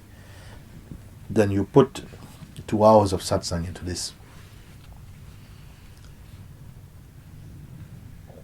Or as often as you can. Because for a long time, somehow, we have been practicing a lie. The lie is, I am just this. What you see, what you get. You see? And we're living with this understanding. The body is not a lie. The body is a body. It's a perfect instrument designed by the perfect designer in order to have the taste of experiencing and diversity and all of this. It is innocence also. But the belief, I am only this, is a severe limitation already. And I am what I am taught to believe I am. Yeah. And we study so much, have so much knowledge about so many things, but if you don't know who you are, you don't know who the knower of knowledge is. I don't know. So, then you say, and from here it looks still a little far and you don't know the way to get there and to wake yourself up. You see, all this is still the dream talk. All of this is still the dream talking. Because the reality is so simple. But this is the paradox and this is the mystery, man, maybe. That we are this. We are this. The Buddha nature. The Buddha nature. Not the Buddha. But the Buddha nature is in everyone. And yet we seem to not know this. Why? Because we believe in ourselves as separate entities, and you cannot unbelieve that. You can only discover. And inquiry, satsang, is the most unsparing, the most potent tool to help you to come to that realization in a clear and simple way. So I would invite, please come. You're already watching, so many people are watching YouTube. That's also satsang. And if they somehow can really follow the pointing inside, because it's very straight. Actually, I'm always talking about the same thing. I'm like a spiritual parrot. I'm speaking always the same thing, but the difference, I put it in different way to suit everybody's taste. I was pointing the same thing. That you are the one who is watching everything, including the idea you have of who you are, including your personality, including your ego, including your thoughts, memory, intellect, your dreams, your projections. Everything is watched, so they cannot be you. Who are you who watch them? Even the feeling I is also known. Then you have to go and find out what is there earlier than all of these things. Yeah. And here somehow in satsang, either because you hear me say it directly and you follow on, somehow, something has vanished somehow. And in the absence of that is the presence that cannot be defined. Some people, they go speechless, they can't speak. They can't speak. Some burst into laughter, some burst into tears also. Some, they look a bit puzzled.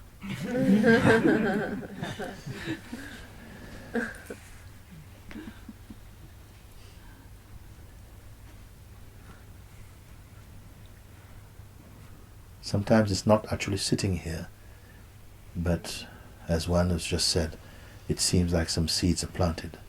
And awareness inside is expanding. And sometimes quite unexpectedly, illumination come inside. And they have such a power. Illumination come inside. They have such a power.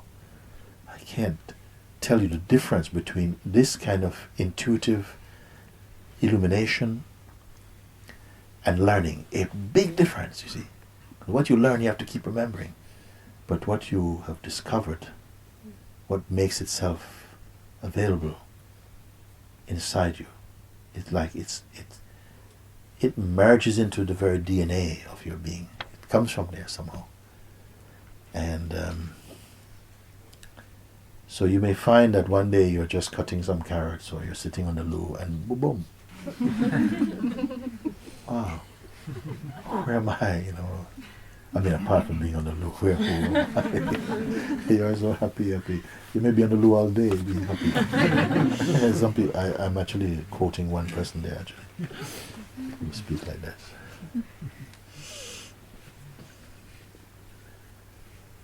Don't worry about how it works, because you can't work it. Just be in a yesness, be open at least. And that something brought you here, some energy, not different from you.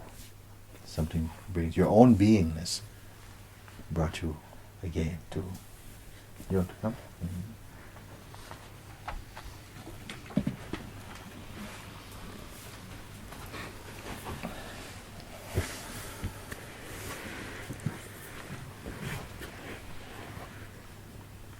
I'm so confused. I think I need another me for my mind. I don't need another me, really, but I feel like a prisoner of all my life. You feel like a prisoner all your life? I am in a jail. I have the keys, but I can't go out. Sometimes in past moments I feel, I think, the perfume of being, of the sense of being sometimes, some seconds, and then I'm afraid of losing control of my life. And I know it's my mind, I know it. But it's very difficult to deal with that. And areas of my life, like work, and but then I start to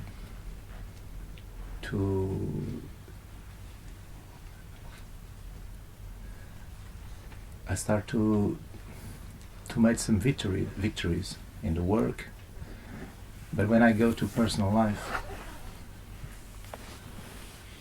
there's a thing that it's my big challenge. It's my daughter, because I don't know why I need to control her life. He's small, but I feel the problems she has is my problems too. So I'm feeling like a prisoner of this problem. Yes. And I thought that I'm ready to be free. I want to be free. But I don't know how. You gave some clues already, somehow in what you speak, because the mind is very much, the kind of conditioned mind is very much at the heart of it. This fear of the loss of control is very much smacks of the mind. It's very much the kind of characteristics and attribute of the mind. And it is based on fear. Yeah. Fear of the loss of control. And so therefore it means you are presently in control. So otherwise the fear of losing control means that presently I'm in control. Yeah. So being in control, you're happy with your control? No. But the fear of losing it feels worse.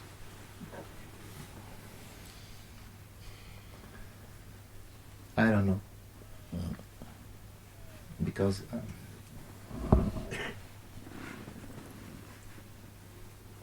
it's like the unknown, isn't it? It feels like the unknown. Yeah. And at least you kind of know the feeling of being in control, which takes a tremendous amount of energy anyway. Yeah. To do that, and it doesn't work. It's not working for anybody. Sometimes I can't sleep, and exactly.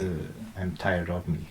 Now sometimes I want to disappear for the world, for the people. It's easy for me to be the observer. I made this exercise for so many times. People look at me like, and some friends of mine say, "Oh, you're living like an amoeba. You don't do nothing. You just observe. What's that?" But an amoeba moves about, though. Yeah.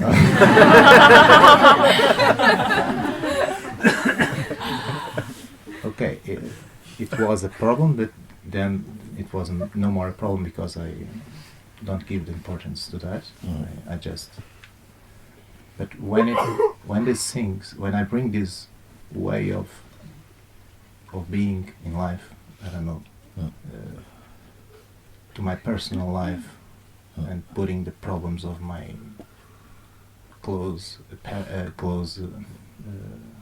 my daughter. It's strange because I think it's like I haven't learned anything. It's like I was walking to a stair in a stairs with so many degrees. I was in the 5th degree, and the top degree was 20, and there was a door, and then I went to the 20 degree, and I can't open the door, and I can't try even to open Why?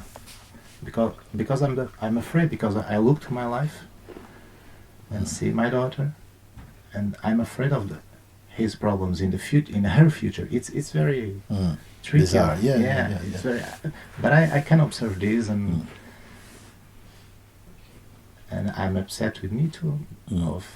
And you, when you speak about yourself, I know a silly question it might sound, but when you say,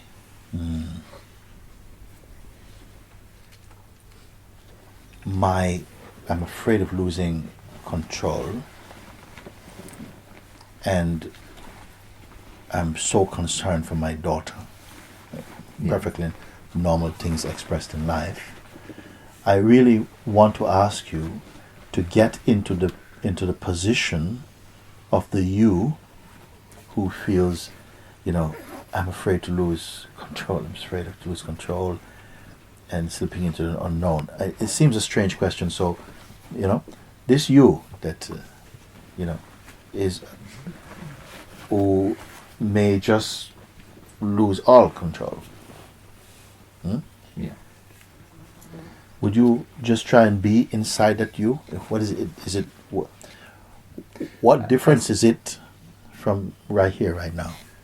I think the experience of being an observer, it gives my mind the idea, the concept that I don't need to do anything. Then the I who doesn't need to do anything is what? Just about now I like to ask like this. The I who doesn't need to do anything is what? This I, Mm-hmm.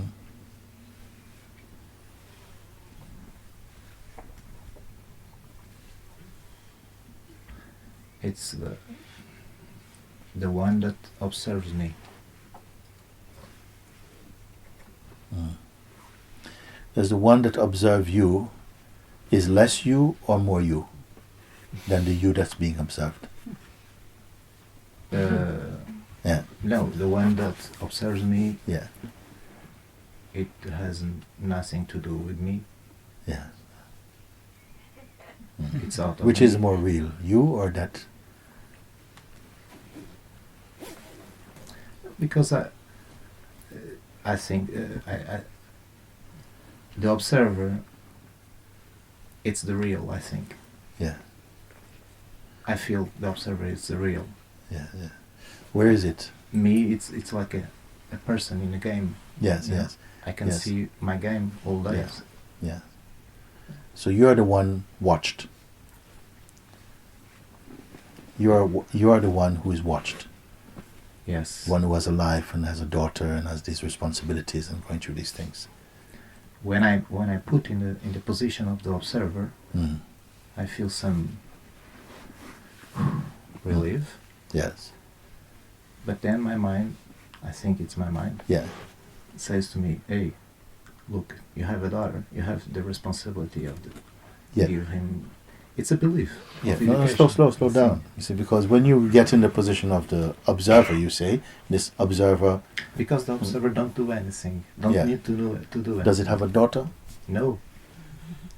So who is the mind speaking to when he says, what are you going to do about your daughter? The mind is not speaking for the observer. It's just speaking for it. Because you say that when you're able to sit in the place of that observing space, then it is it is a pure space. It's your purest space. Yes.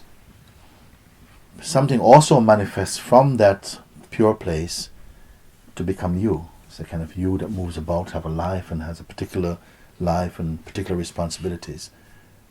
But this particular person who has the control or the sense of control and a daughter and things to do and so on, is it phenomenal or not to the observer? Yeah. Meaning that, Yeah. does anybody understand? You understand what I'm speaking here? Yeah. So then what needs to happen now? Because you say sometimes when you are able to be in the place of just the observer. What do you have to do to be in that place? No. Mm. I don't. When- I don't or when- need to do anything. So you are in this place, Yeah. the observer. Okay.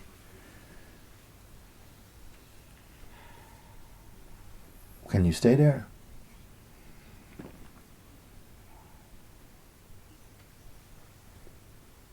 Till the minds start to speak.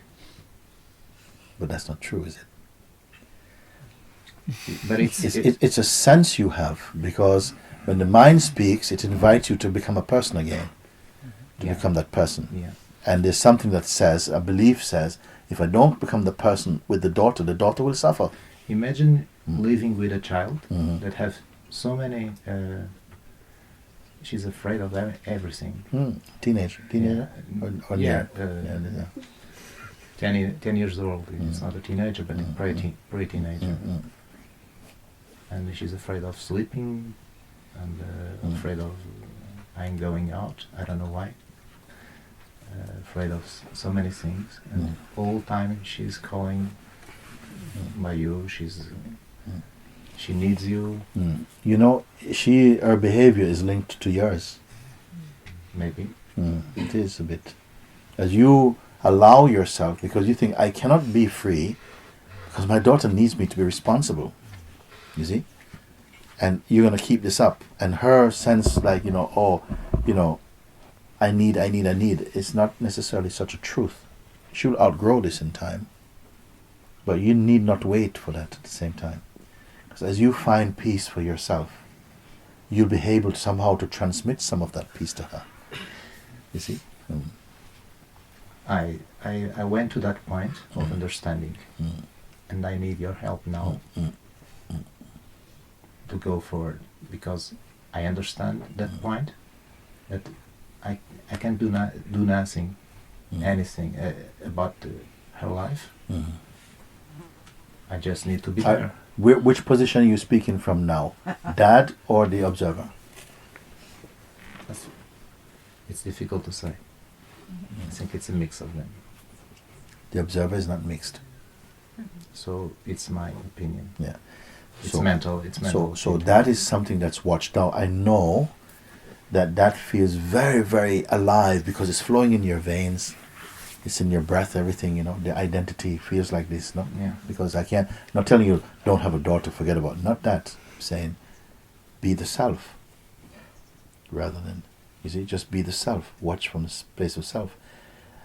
That even some phenomena that will come very tight, closer than intimacy, but still not you. You just need to slice through that somehow. Yeah. There's a slice through.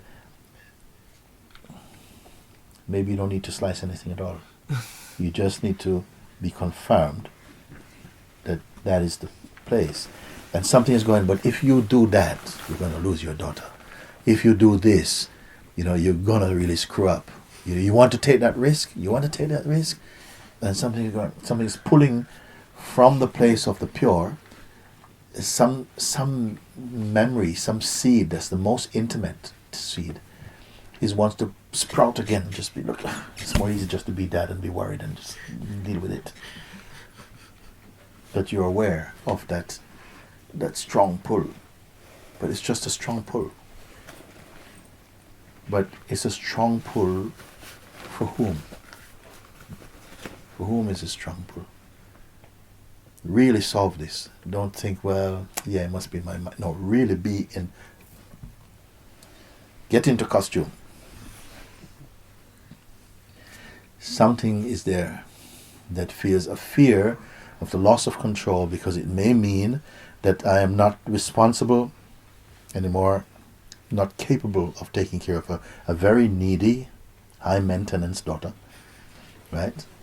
Something like this might be like this.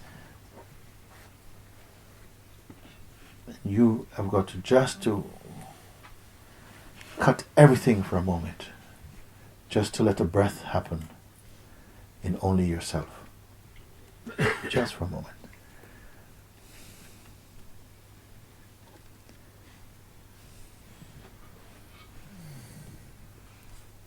Before you were a father, before you were anything at all. Go to the place before you were anything at all.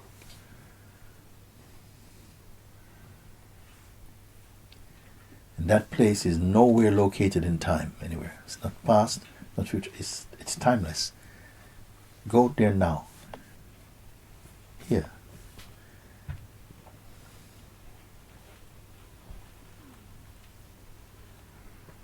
1 minute, don't touch. It may feel like the most irresponsible thing. Can I take the risk? Because I don't know how it will be. If I drop into the unknown, I may just come out crazy and maybe not able to take on my daughter. It's going to be worse or something. All these thoughts, they're thoughts. Your mind has been very skilled at producing this type of thoughts. And it will keep on producing these type of thoughts to keep you pinned down, like Gulliver, pinned down into this world, rather than be free. And be free, you're going to be doing some very beautiful fathering.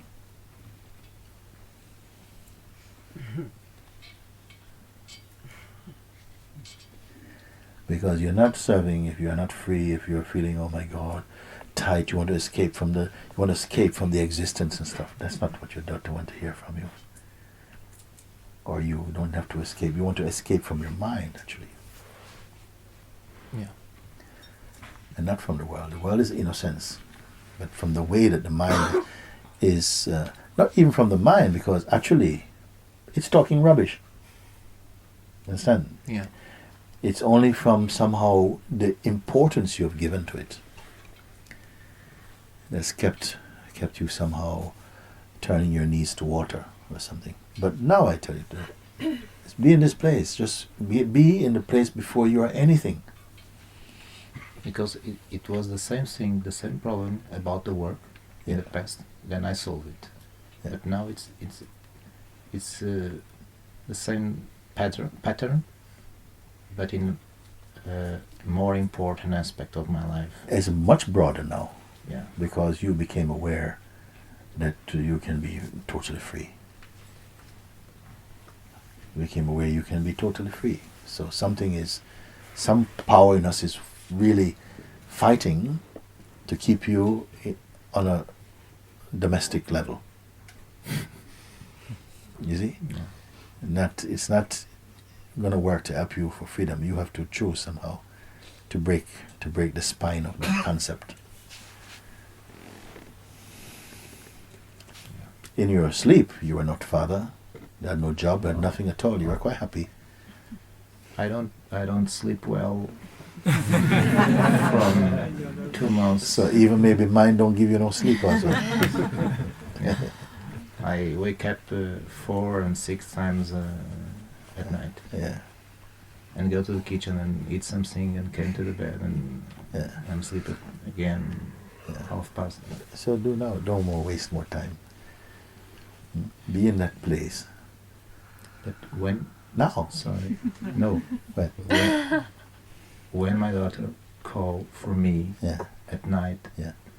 she asked me, she says to me, "Good night, Dad," for 2 hours and a half, 30 times, 40 times, and I have to answer, because if I don't answer, she comes to my bed. Yeah, that's All the that's thing- later. But I'm talking now. But the real problem is No, later. no. The real problem, actually, doesn't really exist. The real problem is true. The problem really does.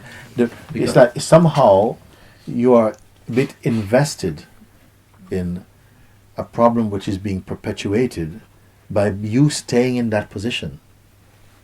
If you stay in that position, in a way, because you're saying, well, my daughter she gets up so many times. Actually, it's not good for her, actually, also, Yeah, to be getting no. up that many times, and you can't go to bed that many times. The whole thing is not working. Yeah. Okay? And I don't see it is anything that cannot be fixed or improved by you just choosing just to be first in this place first. Yeah. Because otherwise you're surrounded with so many, you're tied in so many places, stuck in a, Yeah. can't, you see, and this is all in the mind. It's like you're being blackmailed by your own projections. Cut. Just First, you, it's got nothing to do with your daughter, you. Yeah. Hmm.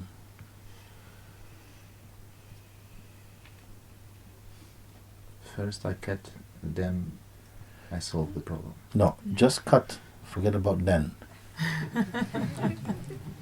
If you see that something is, that there is this kind of link, which is perpetuating a certain thing, and more than that also, it has other different little nonsenses spinning off of this, actually, Yeah, in yeah. fact. It's almost like, you cannot afford to be free. You cannot afford to be free. You got so much you're tied into. You cannot afford to be free. To be free is deeply irresponsible for you. Yeah. Like this. My mind thinks like that. Yeah. You want to keep walking with that type of friend? It's living in hell. Yes.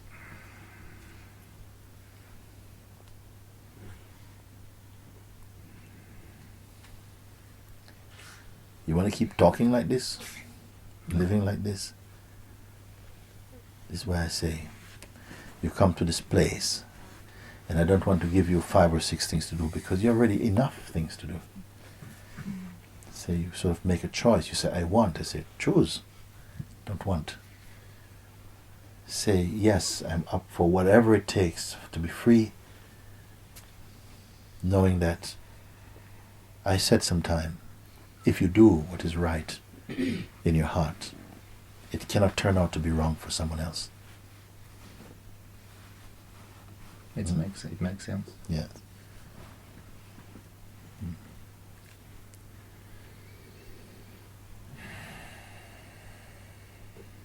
And don't wait for your mind to agree.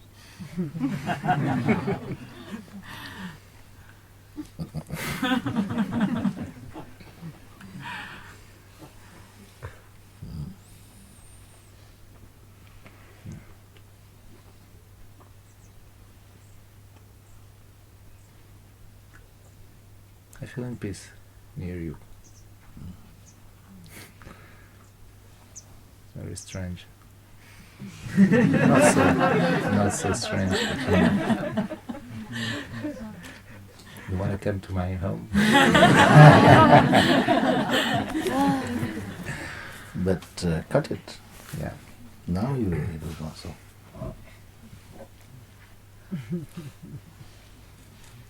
Okay.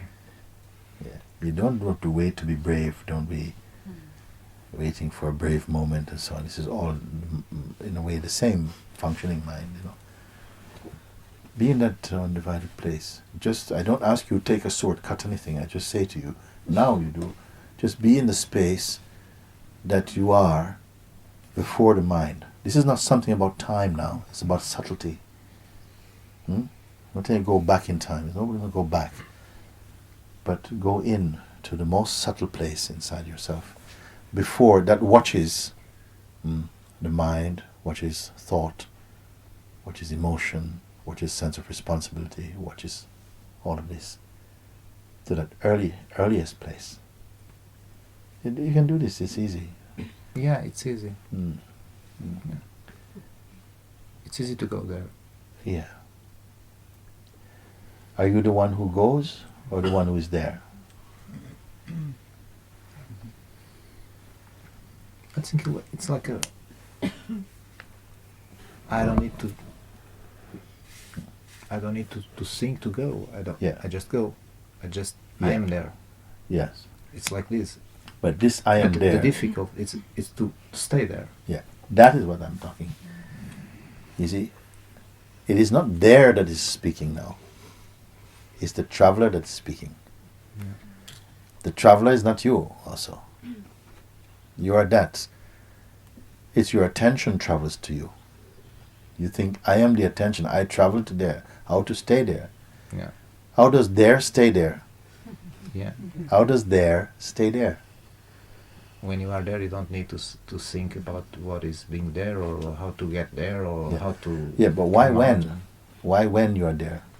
Yeah. When are you not there? If you are that, if you're only a visitor, then you will have to leave.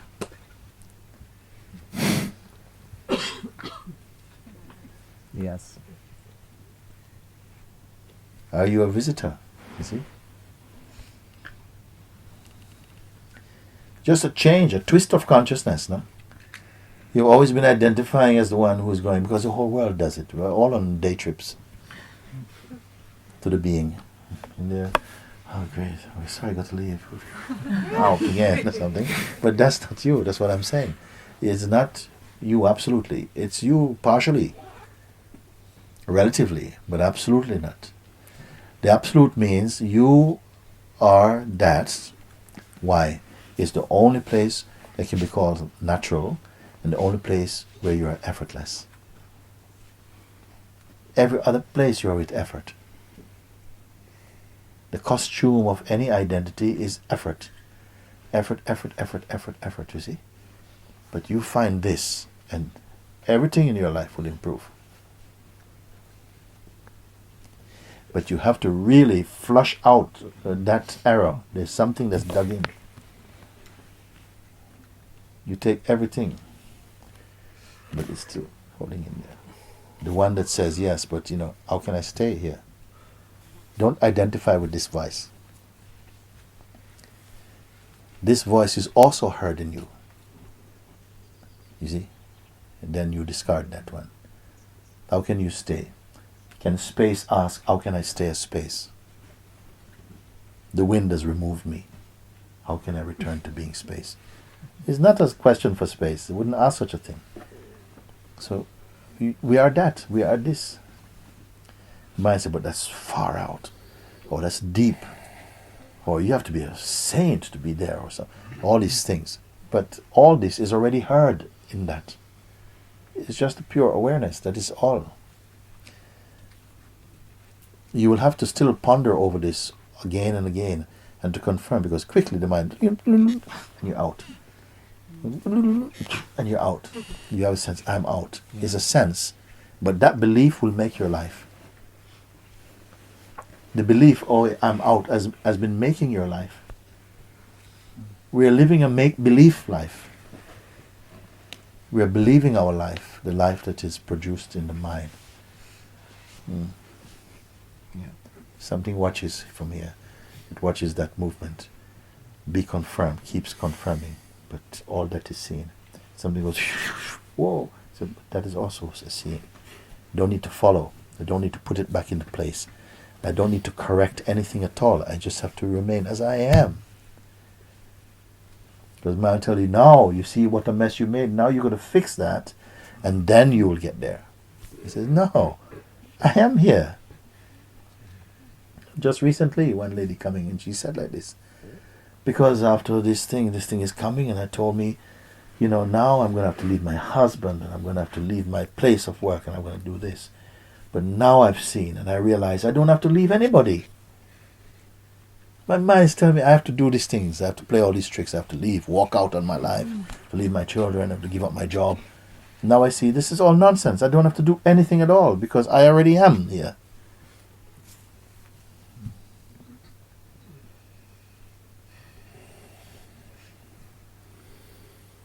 Have too much respect for your mind. It's not your friend. Not yet. You see? Too much respect. We have so much things. We believe, oh, this and my mind says my mind. You're your mind's babysitter, and it's no baby, I tell you. In fact, it will put you in the womb again and again and again and again.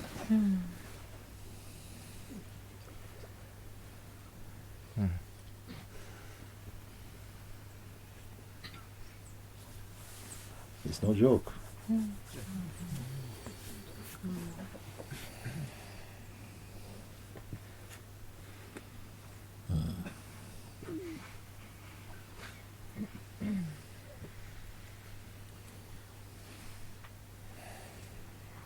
The ones who are free, those who are free, they're free because they somehow come to disregard the mind in its psychological costume. Of course you need your mind for practical things to do and to take care of things. It will still be the functioning, practical functioning of the mind is needed, even for a sage, even. But the psychological, the kind of identity mind, this you definitely do not need it. It turns a lion into a sheep.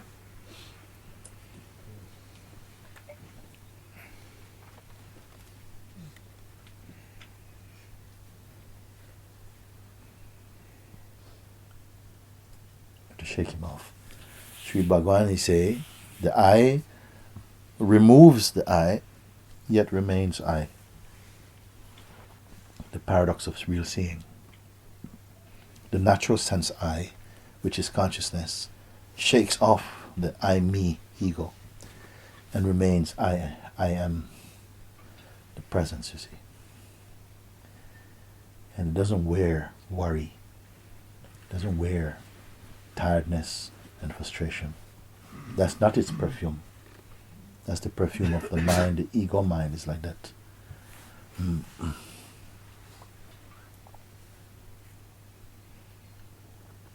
You have also to be ruthless. It's not time to show compassion to your mind, because he's not showing compassion for you. His job is not to show compassion for you, not yet. Your job is to transcend the influence, to wake up from the hypnosis of this conditioning. And all can do it, all have to do it. Not in this life, another life, or another one.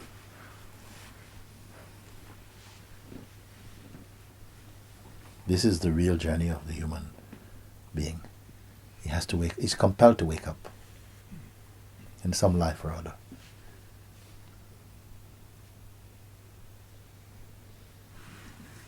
Because this body is a mortal body.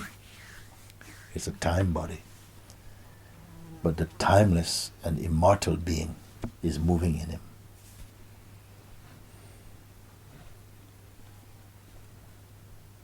And it has to again discover its own true self.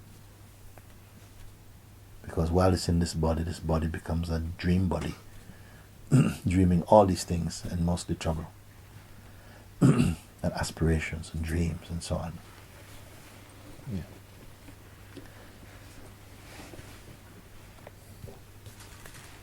Thank you. Thank you. Very good. Right.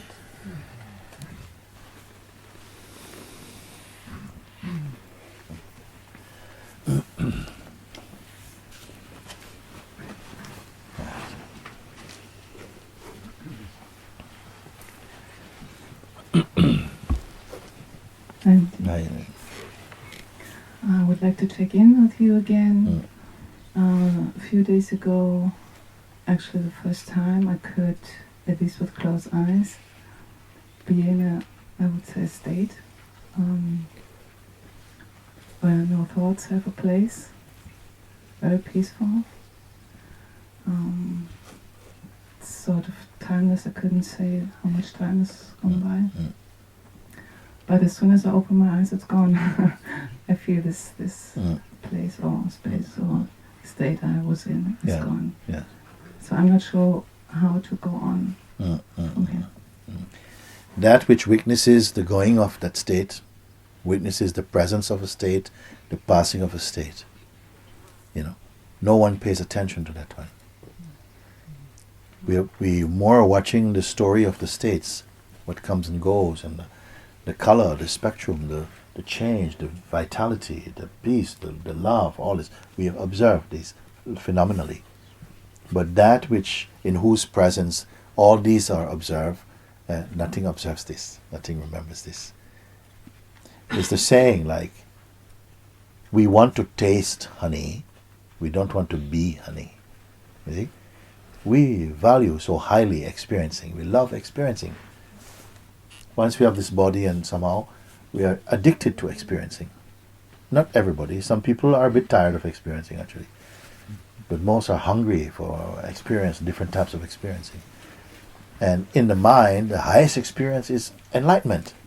Oh, you see? Like freedom for the mind. But it's not true, because real freedom is not for the mind, but from the mind. So this is an experience of the mind, you say? Because if when you open your eyes, it's gone. Where can it go to? You see, it is an experience. It is something that is perceived. It feels, feeling something is enjoy. But it's all time. It comes and goes. There's something that doesn't come and go. But the mind itself says, yeah, but there's nothing there, dear. Don't go there. I've got some more colors to show you. Have you seen my new patterns recently? Look at these. And they go, oh wow, whoa, that's nice, I'll take 2 meters of that. We are like that. But your own colorless nature, we don't give any credibility, nothing, you see. Because that's how it kind of works. The consciousness itself is a bit deluded into believing that there's something out there that's going to get, that will stay. But it cannot stay. The nature of things is like that. But you also, something inside you also cannot stay. Your mind movements cannot stay. They're not consistent. Your body cannot stay. The senses also, they are behaving a bit differently. Your memory also is dimming sometimes, so you cannot stay. The power of your intellect also is changing sometimes. None of these things are staying. But there's something there that cannot go. It cannot change. It's our real self, in fact. It's where all the watching, even the cultured witness, even the cultured observer, also is watched from there. But there's no interest for that. There's just a watching. The thing itself, which is here, is its own joy, its own light. It's so complete in every sense. So when I sit there, and I have the feeling that I can observe everything, noises and sounds and so on. Yes. I'm like... and the observer who is observing these, can that be observed also?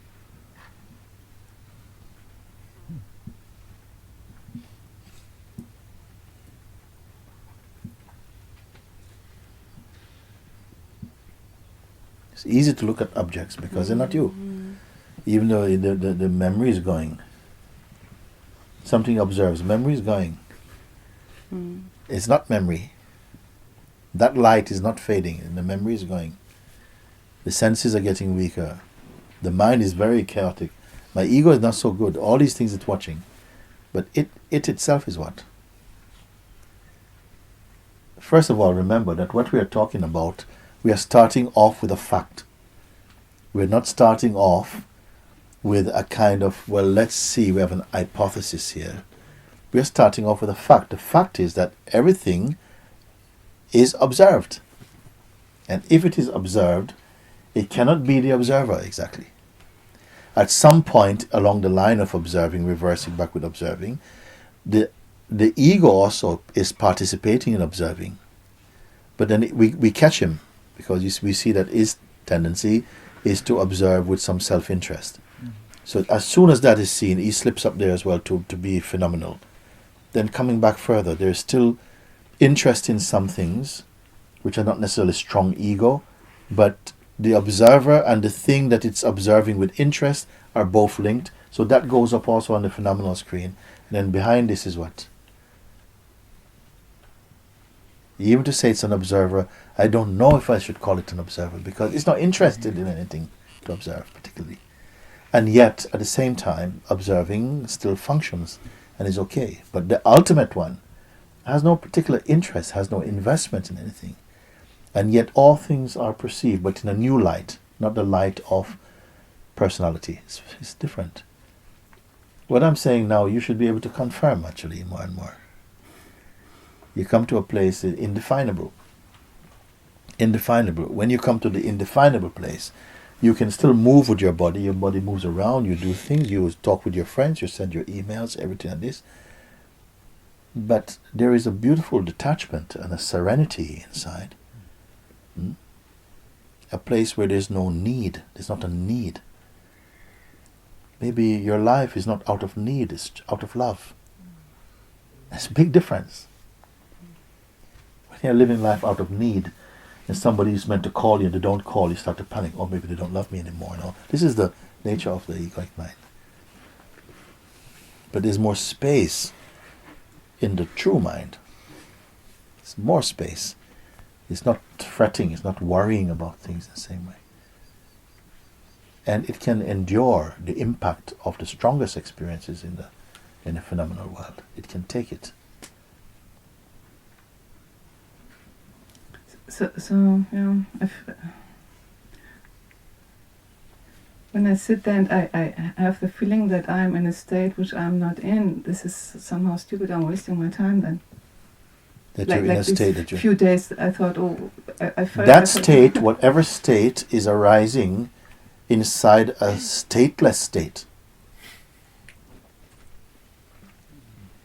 Don't look for a particular kind of taste to a state. Maybe you like some people are there and they like this and they're... Don't go for that one, it's okay. Just somehow that is also watch joy, exuberance, light and love is something, whoa, is inside. But behind this, be in that still place which is not... which is just so pure, you see. It's not, oh, don't dance. No, sometimes the body is moving, wants to dance. But you're not identified even with that. It's just a movement that's happening, quite spontaneously it's happening. Sometimes you have a sort of like a of ananda or dynamic. The vital force moves dynamically, and you find yourself whoa, like this, and let it happen. It's okay, especially if you're on your own. It's good. Like this, but inside it's very still. At the same time, know that stillness, because this one will pass, but the stillness is not passing.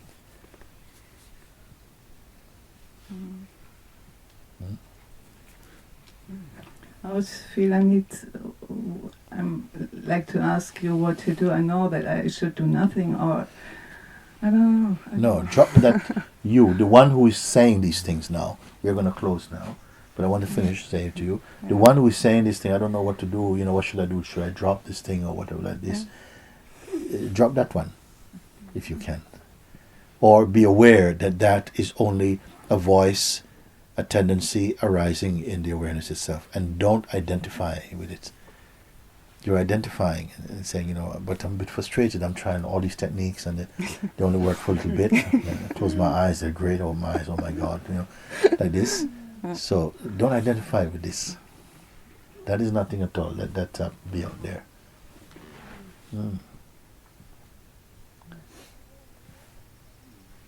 Okay. Or the one who feel, I'm so disappointed because I spent so much time doing it, didn't work out. This one also. Don't identify with these voices. They're not too real. They feel real because we are accustomed to giving so much importance to this. Your life is going to be so beautiful. When you give up all these... I would like to give up everything. Everything. You can burn everything. Yes, yes.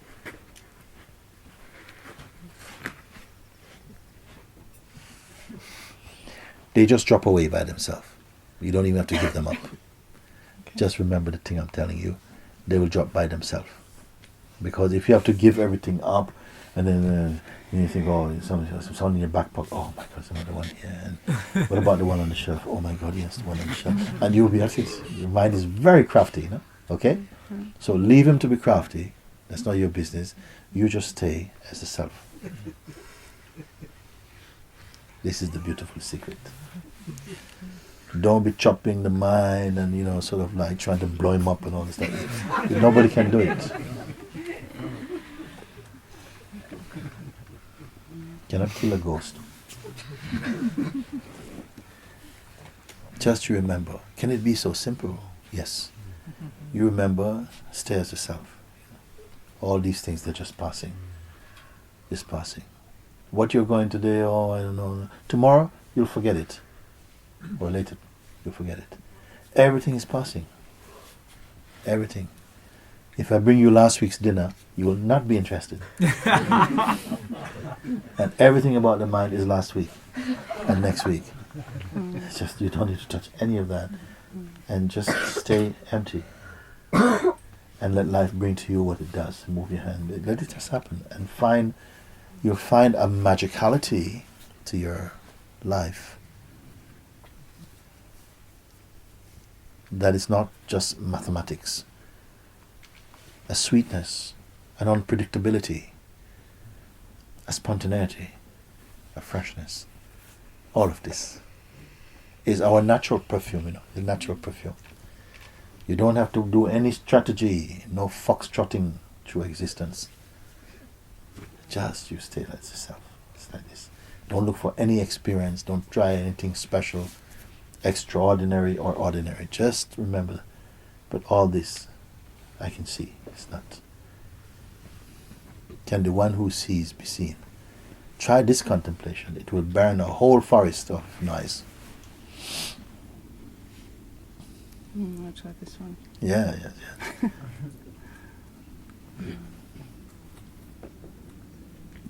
Even your attempts to try it will be watched.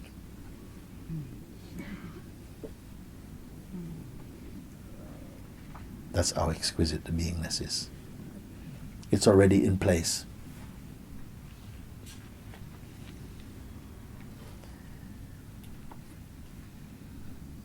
Very good. Thank you. Thank you. Thanks to you. Very good. Can we have a little tiny music and then we can go on.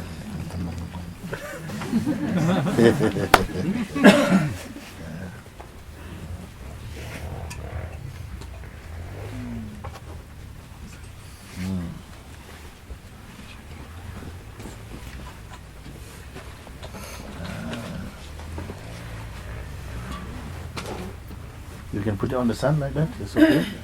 Okay. Right there you can put yours.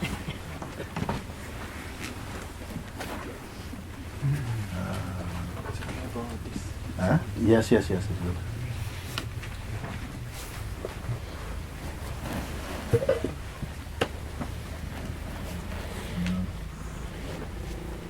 You're singing?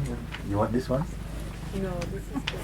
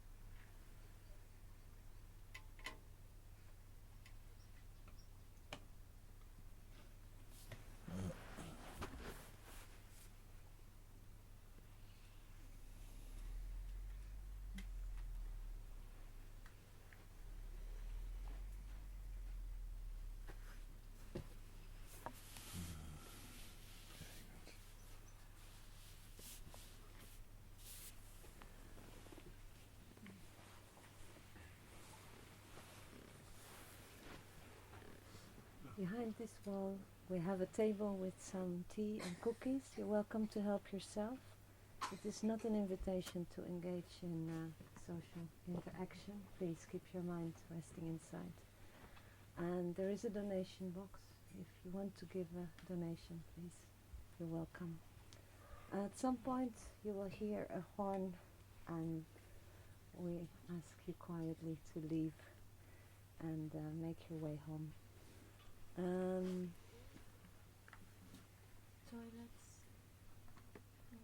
Toilets, just to remember.